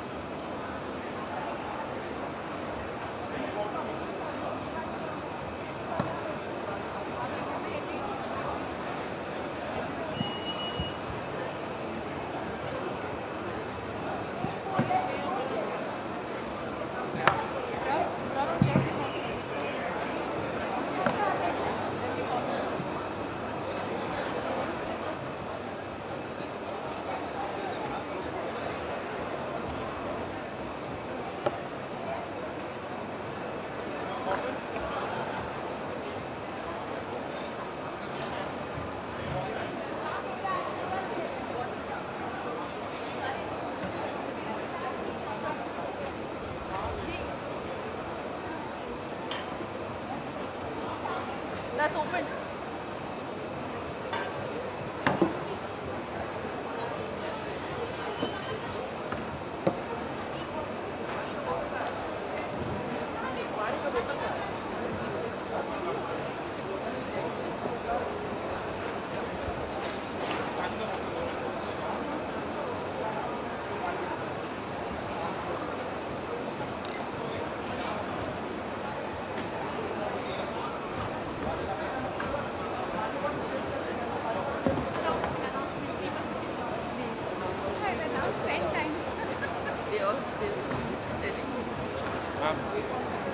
Firstly, this will come, then a theme will come. After the theme is over, you will just tell me the names and names will pop up. Announce the name. हाँ, मैं बोल रहा हूँ impact नहीं आएगा. We have designed it. Just ask everybody. When they come to the stage, Just ask everybody. नाम बता दो हम लोग चलेंगे. I am being strictly told not to take the name. Don't take the name. The start. The Sir, session will start soon. That is announced in content. No, sir. Sir. CM sir is ready. CM sir is also ready. Please, just tell him. Sit down first. May I request everyone to please take the respective seats. We are about to start the opening plenary session. Speaker status पे नाम announce करेंगे. We can just Not everyone. The honorable they are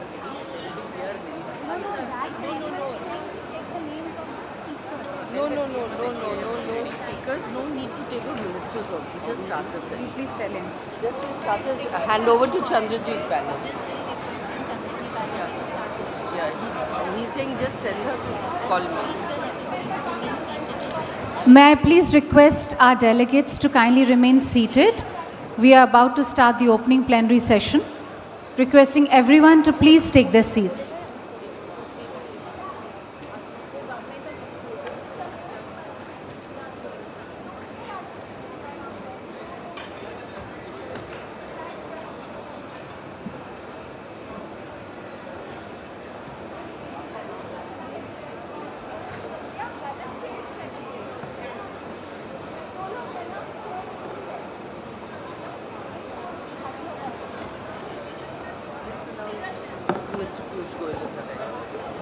We are about to start the session. Ladies and gentlemen, Honorable Minister Shri Piyush Goyal ji is joining us for this opening plenary session.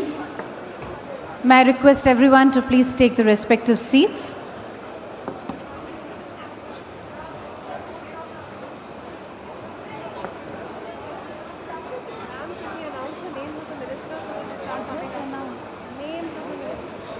I just announced.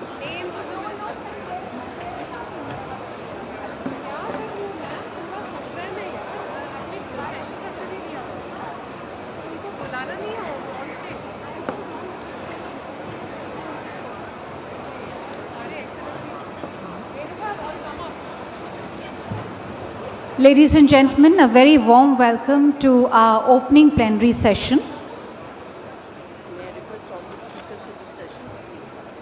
May I request all the esteemed speakers for this session to kindly join us on stage. May I request Excellencies to please join us for the opening plenary session.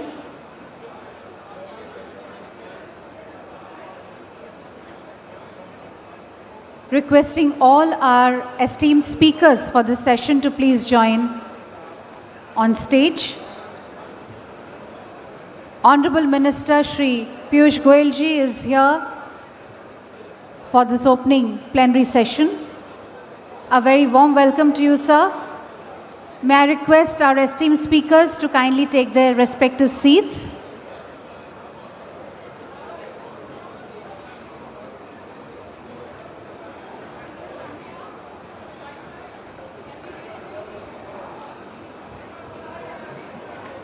May I request our esteemed speakers to kindly take the respective seats?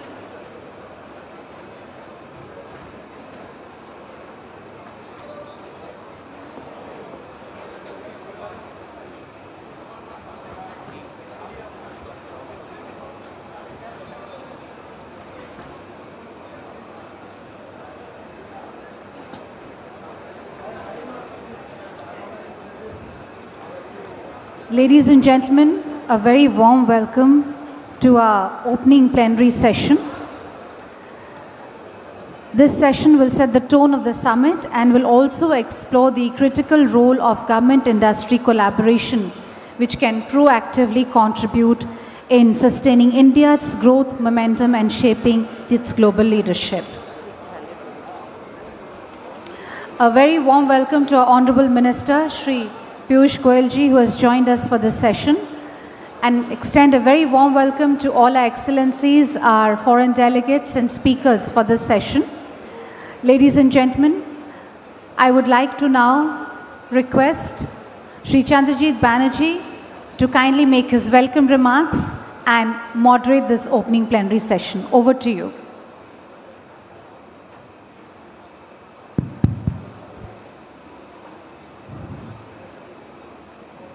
Honorable Commerce Minister of India, Honorable Ministers, Excellencies on the dais, we have a situation at hand in terms of an overrun of time, and therefore I'll just cut out on everything else, but to just welcome all our esteemed speakers on the dais for being here for this opening plenary focused on trade, led by the Commerce and Industry Minister of our country.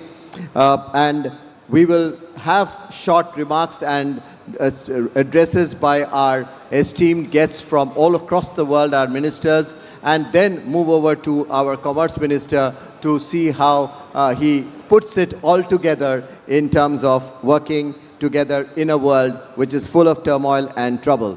So I'll start with the Honorable Director General of the World Trade Organization, Dr. Ngozi, someone who has been with come to CII.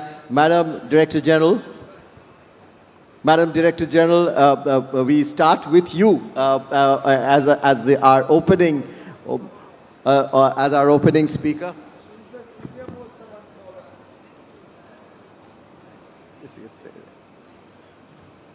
Excellency, you have addressed us many times before, and we are so proud and happy that you could make it in spite of your busy schedule. Over to you. Well, thank you very much, and good morning, everyone. It's a distinct honor to be asked to join you and to speak. I was surprised I'm speaking first, but that is wonderful. Excellencies, ladies and gentlemen, it's really wonderful to have this opportunity to exchange views. So let me start by thanking His Excellency, Honorable Minister Piyush Goyal and his team in the Commerce Ministry, as well as His Excellency Chandrajit Banerjee and his team at the Confederation of Indian Industry for making this possible. I would also like to thank His Excellency Chandrababu Naidu, the Chief Minister of Andhra Pradesh, for inviting us to this beautiful city and this beautiful state. I'm always excited to be in India, a country that is doing so well. The world's fastest growing large economy for a few years now, better than 6% in 2024, 2025, and projected to continue at this fast pace.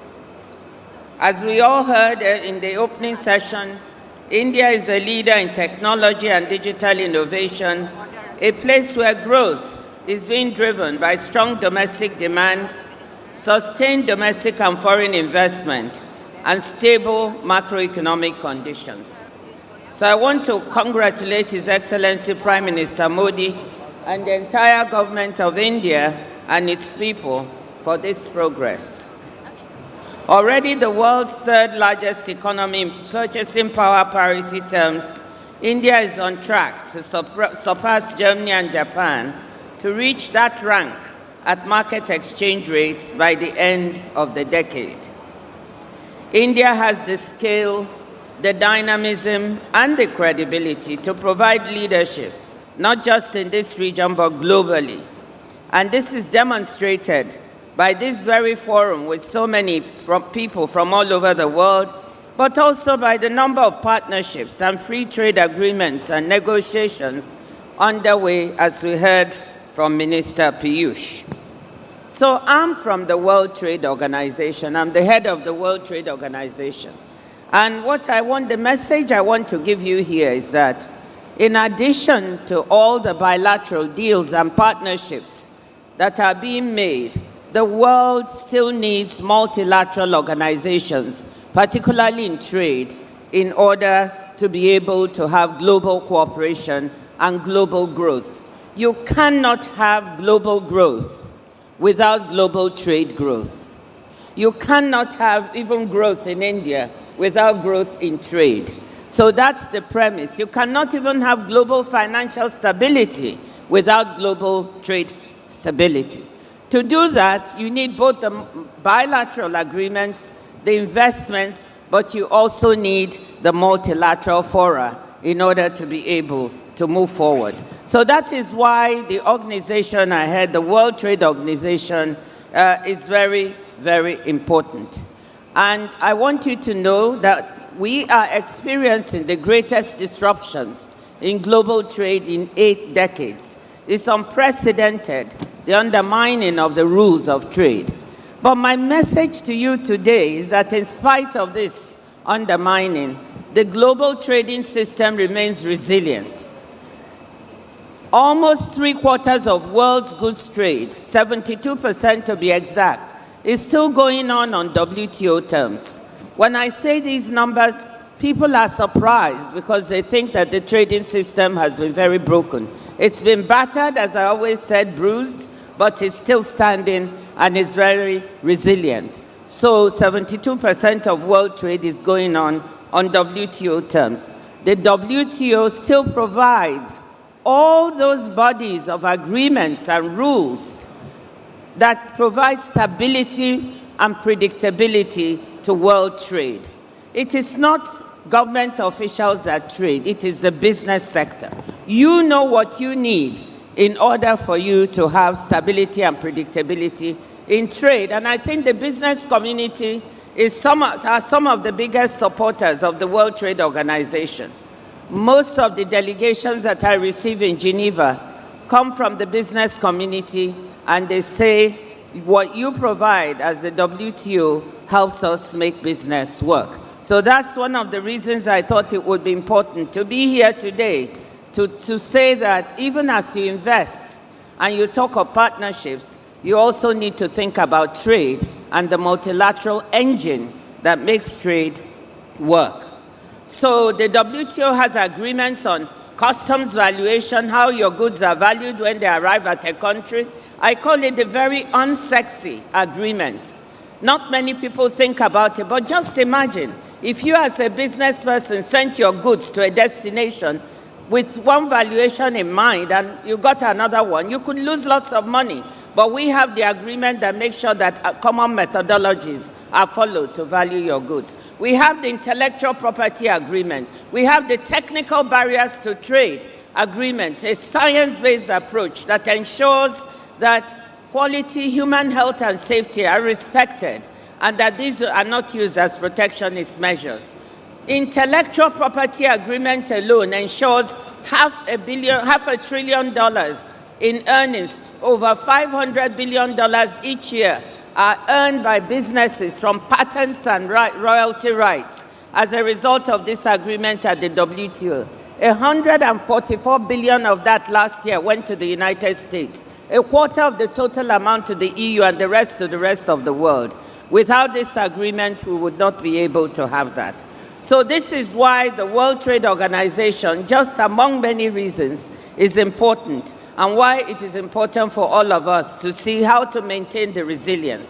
We are projecting 2.4% growth in world trade this year, less than the 2% we had projected before tariffs.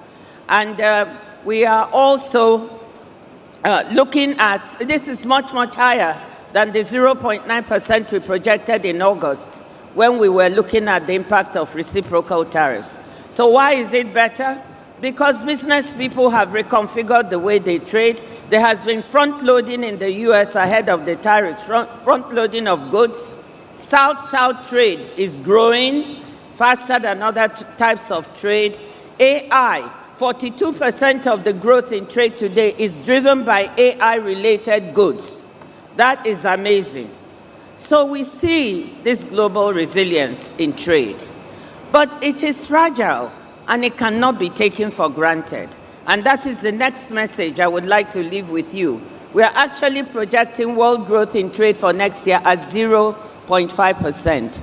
And in my view, if we do not work hard to reform those things within the system that don't work so well, then we will not be able to sustain the resilience. So that's the second part of the message I want to give you today. And that work, it means a great deal of reform of the multilateral trading system and the WTO. We agree that the system has been bruised. As I said, if you look at the scale of the US's unilateral tariff actions, it's dramatic. The average trade-weighted tariff of the US has increased from about 2.5% at the beginning of this year to about 17% at this very month that we're talking. So the scale and rise of impediments to the system are there. But whether we agree with the US's unilateral actions or not, we must listen to what they say about the criticisms. And as I often say, I agree with a lot of the criticisms that the US has made about the way the multilateral trading system has functioned and the WTO. Whether they are talking about the rise of non-tariff and tariff barriers over time, the lack of transparency in the system, unfair trading practices, level playing field issues, and so forth, I think we need to pay attention to these complaints, because if we do not, we will miss the opportunity to take care of them. But they are not the only ones that have complaints about the multilateral trading system. India and many developing countries have also voiced complaints and concerns about lack of action and existing ministerial mandates. This is a particular one for India, like the public stock holding, or the lack of better integration of developing countries into the multilateral trading system, the lack of policy space for industrialization for many developing countries. These complaints are genuine. We know that the trading system has not worked as well as it should have for many developing countries. We know that the Doha round was not completed, leading to frustrations and lack of trust on the part of many developing countries that are still felt acutely today. But my thesis now is that we have a chance to address these challenges in the system, to build greater resilience and seize emerging opportunities in the trading system. Repeating past grievances and not moving forward on finding solutions is not the way to build a globally responsive trading system. Instead, if we do not act, the very sources of strength we have might become sources of frustration. The consensus decision-making system we have at the World Trade Organization may become a source of frustration instead of legitimacy. A system, the fact that members are seeking to build coalitions to look at new trading opportunities within the global cooperation, and they are not able to do so, may become a source of frustration. So my charge to all of us is that, yes, we need to look at what are the things that do not work within this system and how can we repair it. And there, India can be a leader. India should be a leader in the reform process at the WTO. India should be a leader, making sure that we do not stay in a system that becomes more power-based instead of rules-based. We must do the work that is necessary to give reform a chance. We must correct old wrongs and seize opportunities that are emerging. And what are these opportunities? We can see supply chains reconfiguring. India is a beneficiary of this reconfiguration of supply chains. We can see green trade emerging. We heard Andhra Pradesh is going to be a green hydrogen valley. We know digitally delivered services trade is growing at a very fast pace, 6 to 8%, and it's almost worth $5 trillion.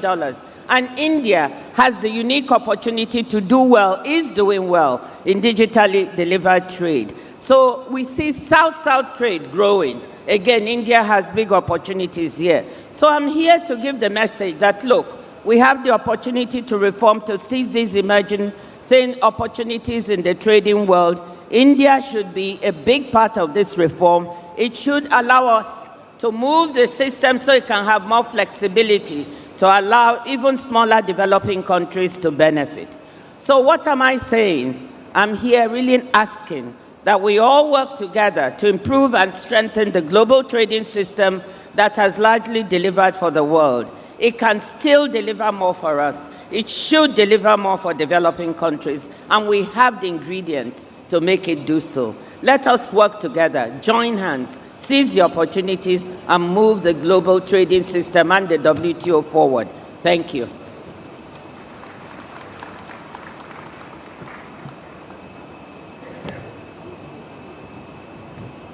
Thank you, Excellency. Thank you, the Director General of the World Trade Organization. Excellencies, ladies and gentlemen, we'll go on in an alphabetical order of the ministers of the countries present. So therefore, I'll go to the Minister of Commerce and Industry of the Republic of Angola, His Excellency Oliveira.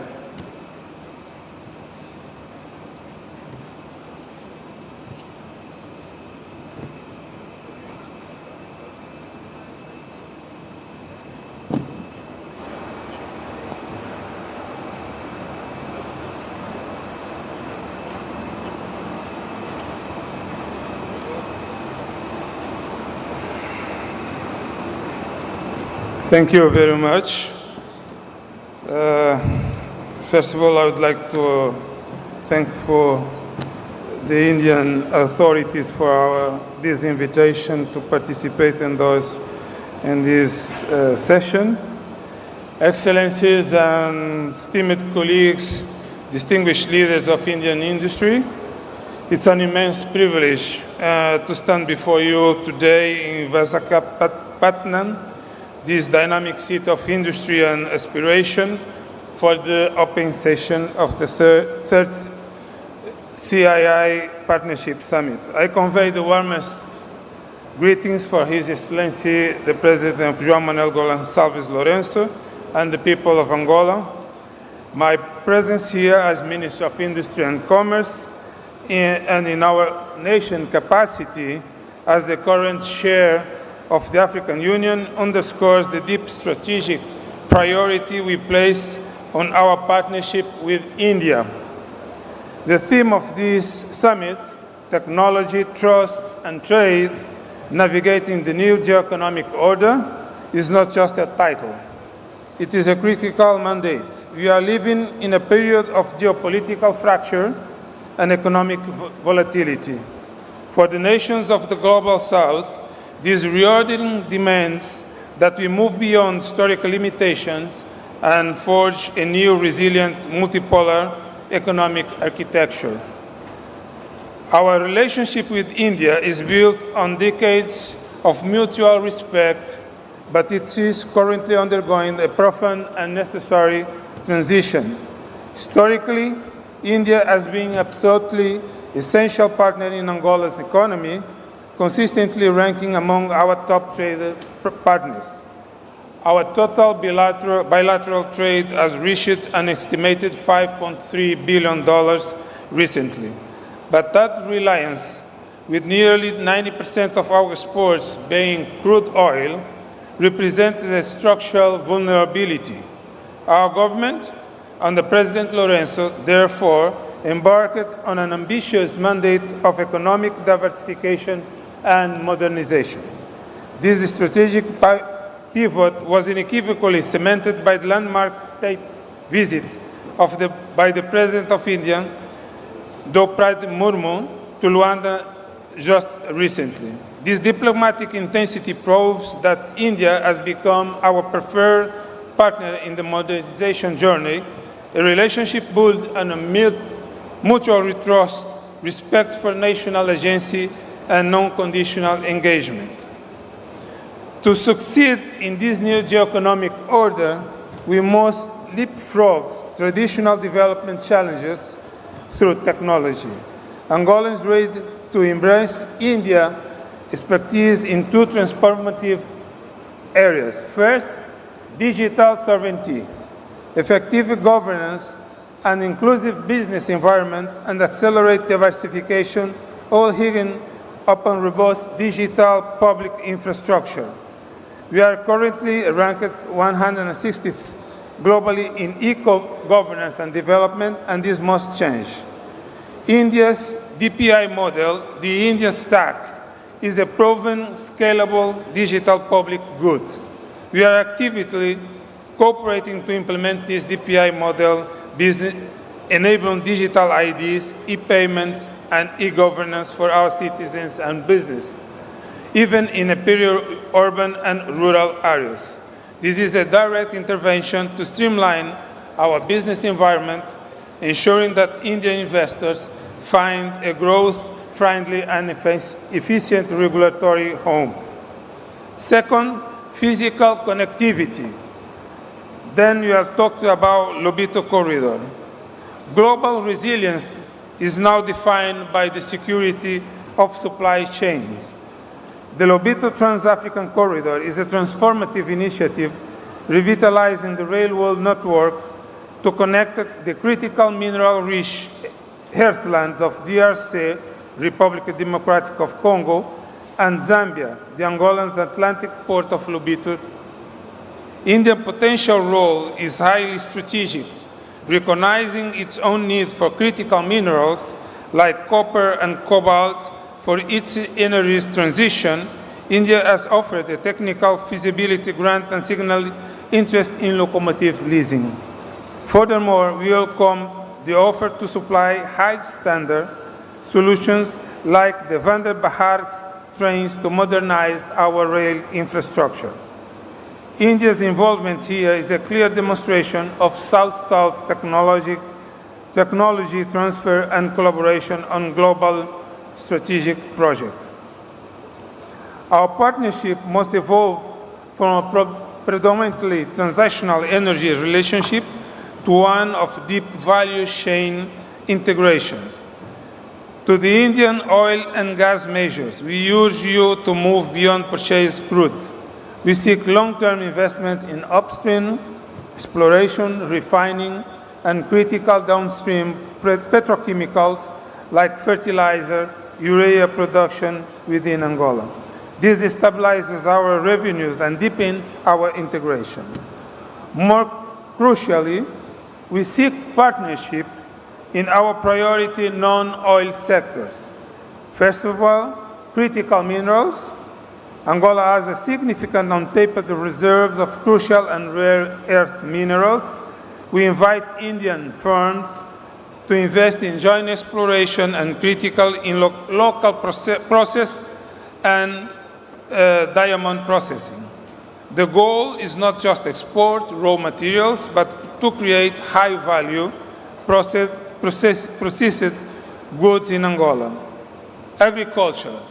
To achieve food security, we need India's unparalleled expertise in small farm mechanization, seed technology, and the localized manufacturing of fertilizer. We welcome proposals for large-scale contract farming and agricultural supply chain developments. Third, pharmaceuticals. India is a global leader and one of our largest suppliers of essential medicines. The next logical step is establishing local pharmaceutical research and manufacturing units and health technology transfers facilities in Angola, building local and regional healthcare capacity and resilience. Our partnership is about more than commerce. It's about institutional alignment for sustainable future. During the recent state visit, we changed two key memoranda of understanding, one on fisheries and aquaculture, and another on consular matters, strengthening our people-to-people links. We have also committed to the key Indian-led global initiatives, the Global Biofuels Alliance, defense line of credit, a commitment that bolsters our national security and technological self-reliance. To the corporate leaders here at CII, Angola is emerging as a key participant in Africa's growth history. Our structural reforms have created an open, supportive, and conducive business environment, complete with a commitment to improve human capital and infrastructure. We invite India's innovative small and medium enterprises to utilize the Indian government lines of credit program. This mechanism is an effective market entry tool, ensuring that agility and technical expertise contribute directly to our priority sectors, from rail to power generation to industry processing. By embracing the TTT formula, technology to modernize, deepening trust through a strategic alignment to diversifying trade into high-value sectors, India and Angola are not just navigating the new economic order. We are defining a successful, equitable path to the entire global South. I look forward to welcoming you to Angola. Let us build this resilient, prosperous, and multipolar future together. Thank you. Thank you, Honourable Minister, for that address. As I mentioned at the beginning, that we are going alphabetical country-wise for our honourable ministers on the dais, and therefore I now move to Armenia, the Minister of Economy, His Excellency Papoyan.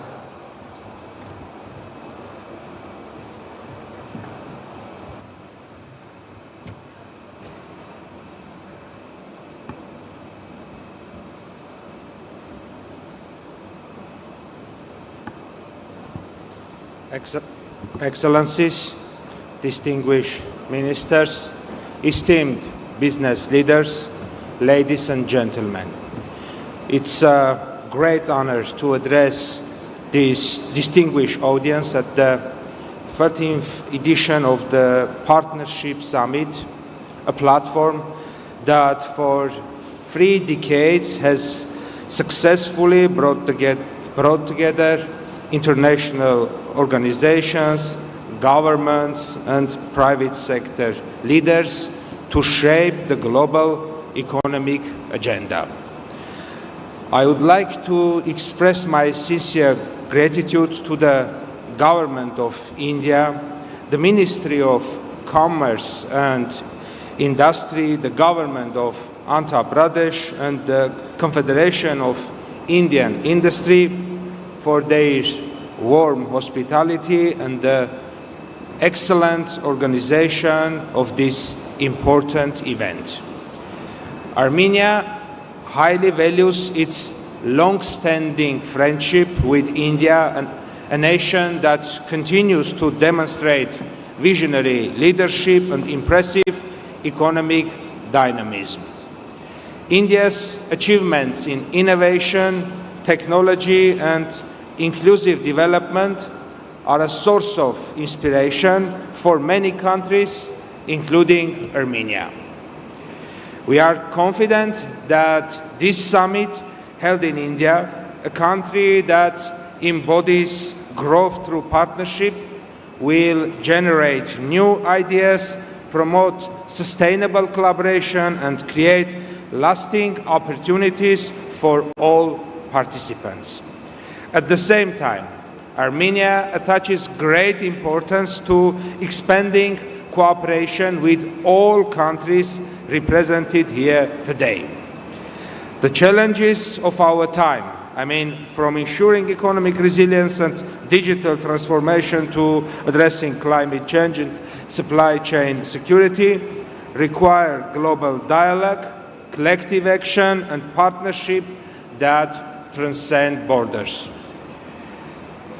Dear colleagues, today, Armenia stands at a pivotal stage of transformation. Through consistent reforms, we are building a diversified, expert-oriented, and innovation-driven economy. Our newly adopted expert promotion strategy 2025-2030 focuses on enhancing industrial competitiveness, supporting small and medium enterprises, and improving the business environment. This strategy reflects Armenia's vision to position itself as a reliable and dynamic partner in the global economy. Due to the latest developments in the region, Armenia is increasingly becoming a regional hub for investment, innovation, and connectivity, a natural bridge between Asia and Europe. Our unique geographic position allows investors and businesses to access both the Eurasian Economic Union and European Union markets. We are strengthening our industrial zones, logistic hubs, and free economic areas to facilitate international trade and production. Armenia offers attractive opportunities in renewable energy, high technologies, electronics, pharmaceuticals, agrobusiness, tourism, and education. Sectors where international investors can achieve sustainable and mutually beneficial results. One of Armenia's flagship initiatives is the Crossroad of Peace project, a comprehensive program designed to restore and expand regional connectivity. This initiative envisions the creation of a modern network of transport, energy, and communication routes linking the South Caucasus, the Middle East, and Central Asia.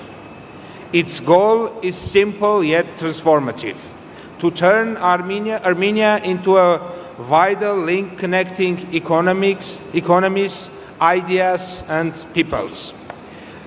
We believe that economic cooperation and partnership are the most effective instrument for building trust, stability, and lasting peace in our region.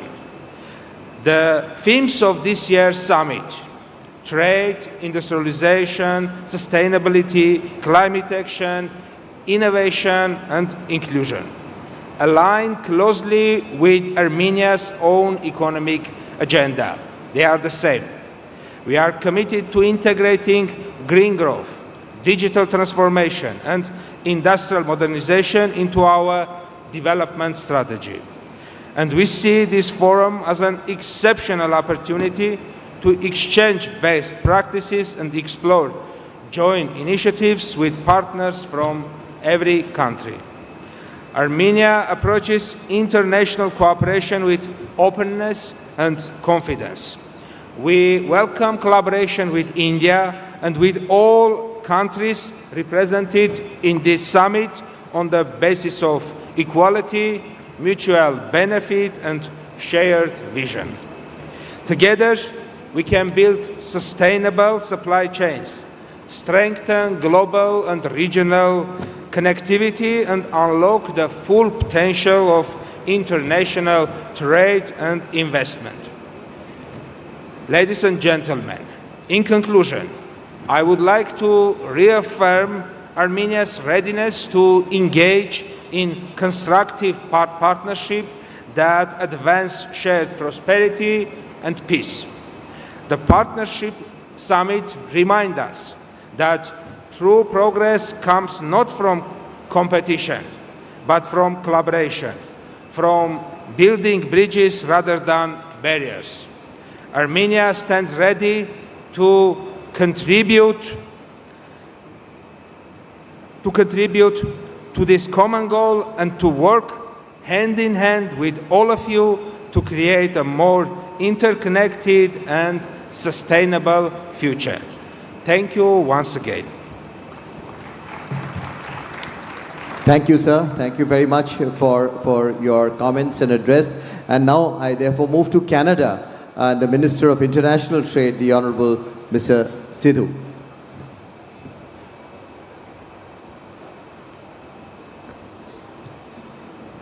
Well, thank you for that kind introduction. Hello, everyone. Bonjour et tous. Namaste. I'm delighted to be here in India for my first visit as Canada's Minister of International Trade. Minister Goyal, it was great to see you yesterday for a very productive meeting. And I want to thank you and, of course, Chief Minister Naidu for having us here today. I also want to thank the CII team, Director General Chandrababu Banerjee, and, of course, President Rajiv Memani, and your incredible team for bringing us all together. And a huge congratulations for your 30th summit. As you know, Canada, Prime Minister Mark Carney and I have set an ambitious target of doubling our non-US exports to the tune of $300 billion. Our new government is making big changes. We passed legislation in June to get big nation-building projects built faster. Projects that would typically take 10, 20, 30 years, we're going to get that done in 2 years in terms of permitting. That means ports, energy projects, critical mineral projects will be built faster in partnership with the provinces, territories, indigenous communities. We're welcoming investors from all around the world. We're welcoming close to the tune of $500 billion to get these big projects built faster, and we welcome Indian investors. In trade, Canada has been taking ambitious steps to achieve that goal, starting with diversifying our international trade portfolio and unlocking new markets for Canadian businesses. And as Dr. Ngozi said, rules-based trade must be protected, and Canada is seen as a reliable, stable trading partner and will always be seen that way to protect rules-based trade.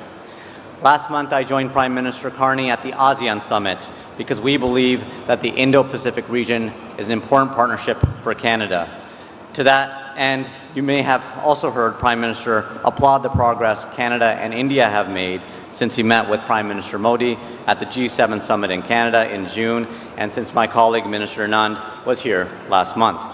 I'm here to continue that progress by strengthening trade and investment ties and helping Canadian businesses make connections with Indian partners. Indeed, the things that are being discussed at this summit, tech, AI, manufacturing, energy, critical minerals, sustainability, environment, and social safeguards inclusion are areas where Canadian firms have a lot of experience and can contribute to India's growth. In October, our countries laid out a roadmap focused on greater bilateral collaboration in many of these same areas and more, including infrastructure, digital innovation, agri-food, and reinforcing our partnership in education.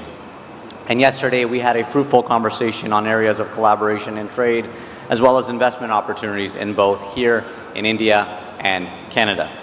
Minister Goyal and I launched the Canada-India Ministerial Dialogue on Trade and Investment to strengthen cooperation on our economic partnership. Minister Goyal, I think we can both agree that those discussions were very fruitful, and I look forward to having more of those with you. Those meetings and events like this summit not only help deepen our long-standing people-to-people ties, they also build on the strong trade and investment ties that we already have.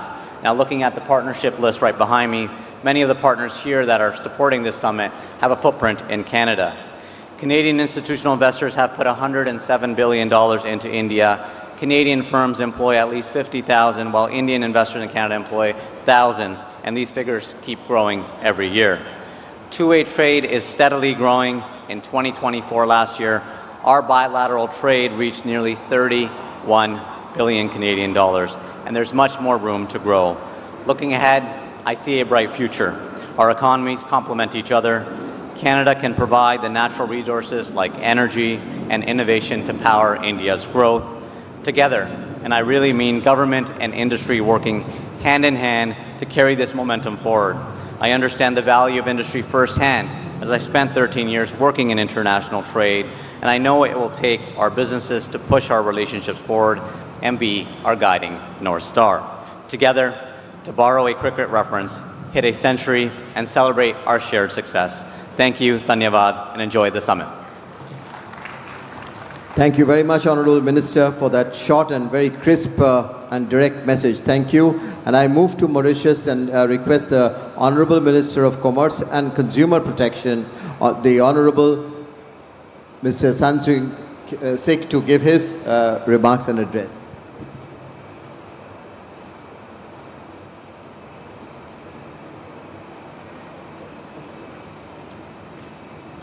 Honorable Chief Minister of Andhra Pradesh, Honorable Minister of Commerce and Industry of India, my good friend Honorable Piyush Goyal, distinguished ministers, excellencies, esteemed business leaders, ladies and gentlemen. It is with great pleasure that I address you today. Only a few months ago, at the 20th CII India-Africa Conclave in New Delhi, we stood together to reaffirm a vision of deeper partnership between India and Africa, anchored in trade, trust, and technology. That meeting was not a ceremonial exercise. It was the continuation of a journey that has, over the past 2 decades, reshaped how two regions of the global South engage with each other and with the world. Today, at the 30th CII Partnership Summit, we move from vision to execution, from frameworks to outcomes. When the conclave first convened in 2005, the world spoke of India-Africa as emerging regions of promise. Today, we no longer speak of promise, we speak of performance. Africa has become the fastest urbanizing continent, home to the world's youngest population. India stands as a global powerhouse in digital innovation and advanced manufacturing. And Mauritius has remained the trusted bridge between these two regions, connecting markets, investors, and aspiration across the Indian Ocean.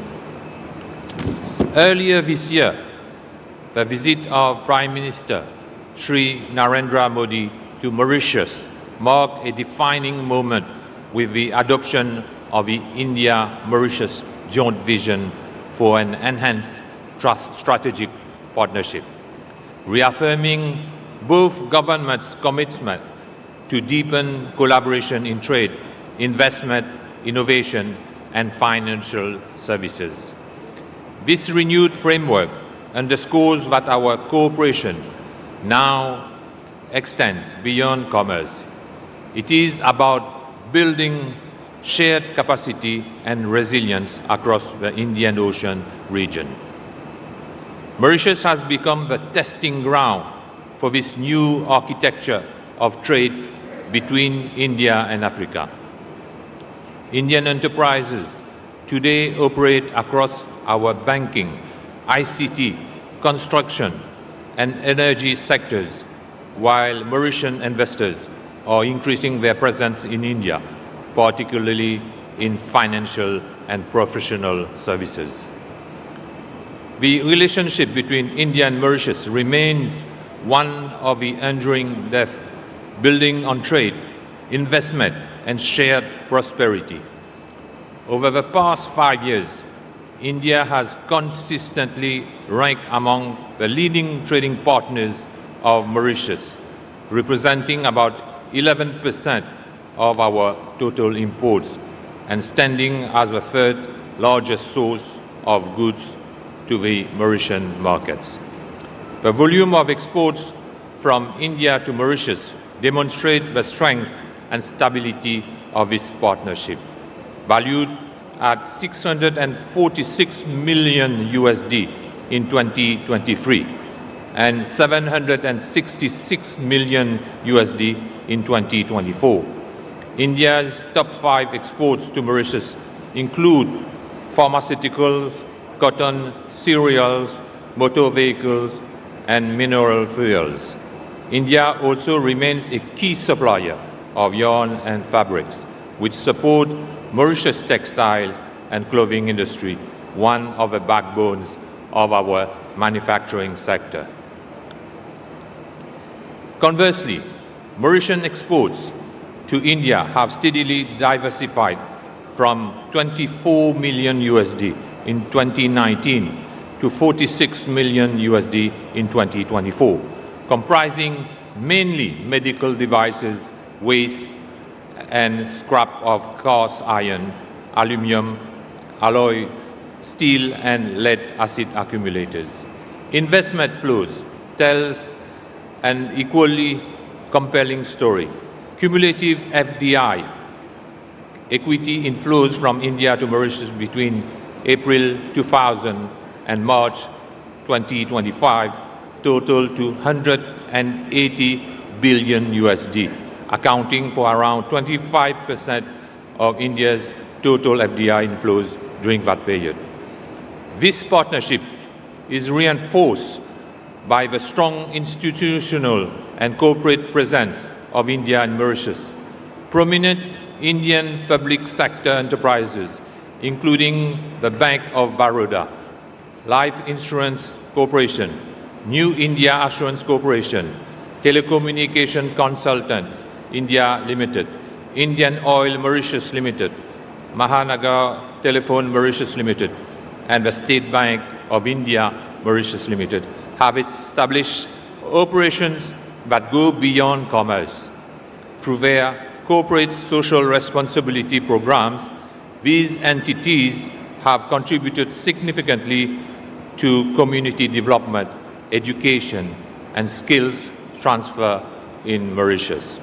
The human dimension of this partnership is equally strong.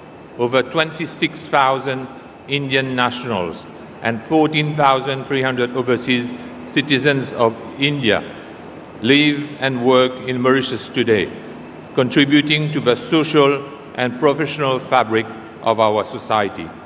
Meanwhile, 64 Indian companies have invested across key sectors, including healthcare, education, ICT, free port, logistics, and financial services, with renowned names such as Amenity University, Infosys, Dr. Agarwal's Eye Hospital, and the Oberoi Group, playing a visible role in Mauritius' economic landscape. Ladies and gentlemen, government's forward-looking vision, Mauritius' new government program for 2025-2029 complement this renewed momentum. It outlines 6 priorities that align with the very themes of this summit. Number 1, a new economic model. Number 2, ocean economy. Number 3, food security and agro-industry. Number 4, green energy and climate diplomacy. Number 5, digital transformation. And number 6, consumer protection and fair markets. Each of these pillars is designed not only for national growth, but to strengthen our collective economic space, the India-Africa-Mauritius axis of shared prosperity. The recent state visit of the Prime Minister of Mauritius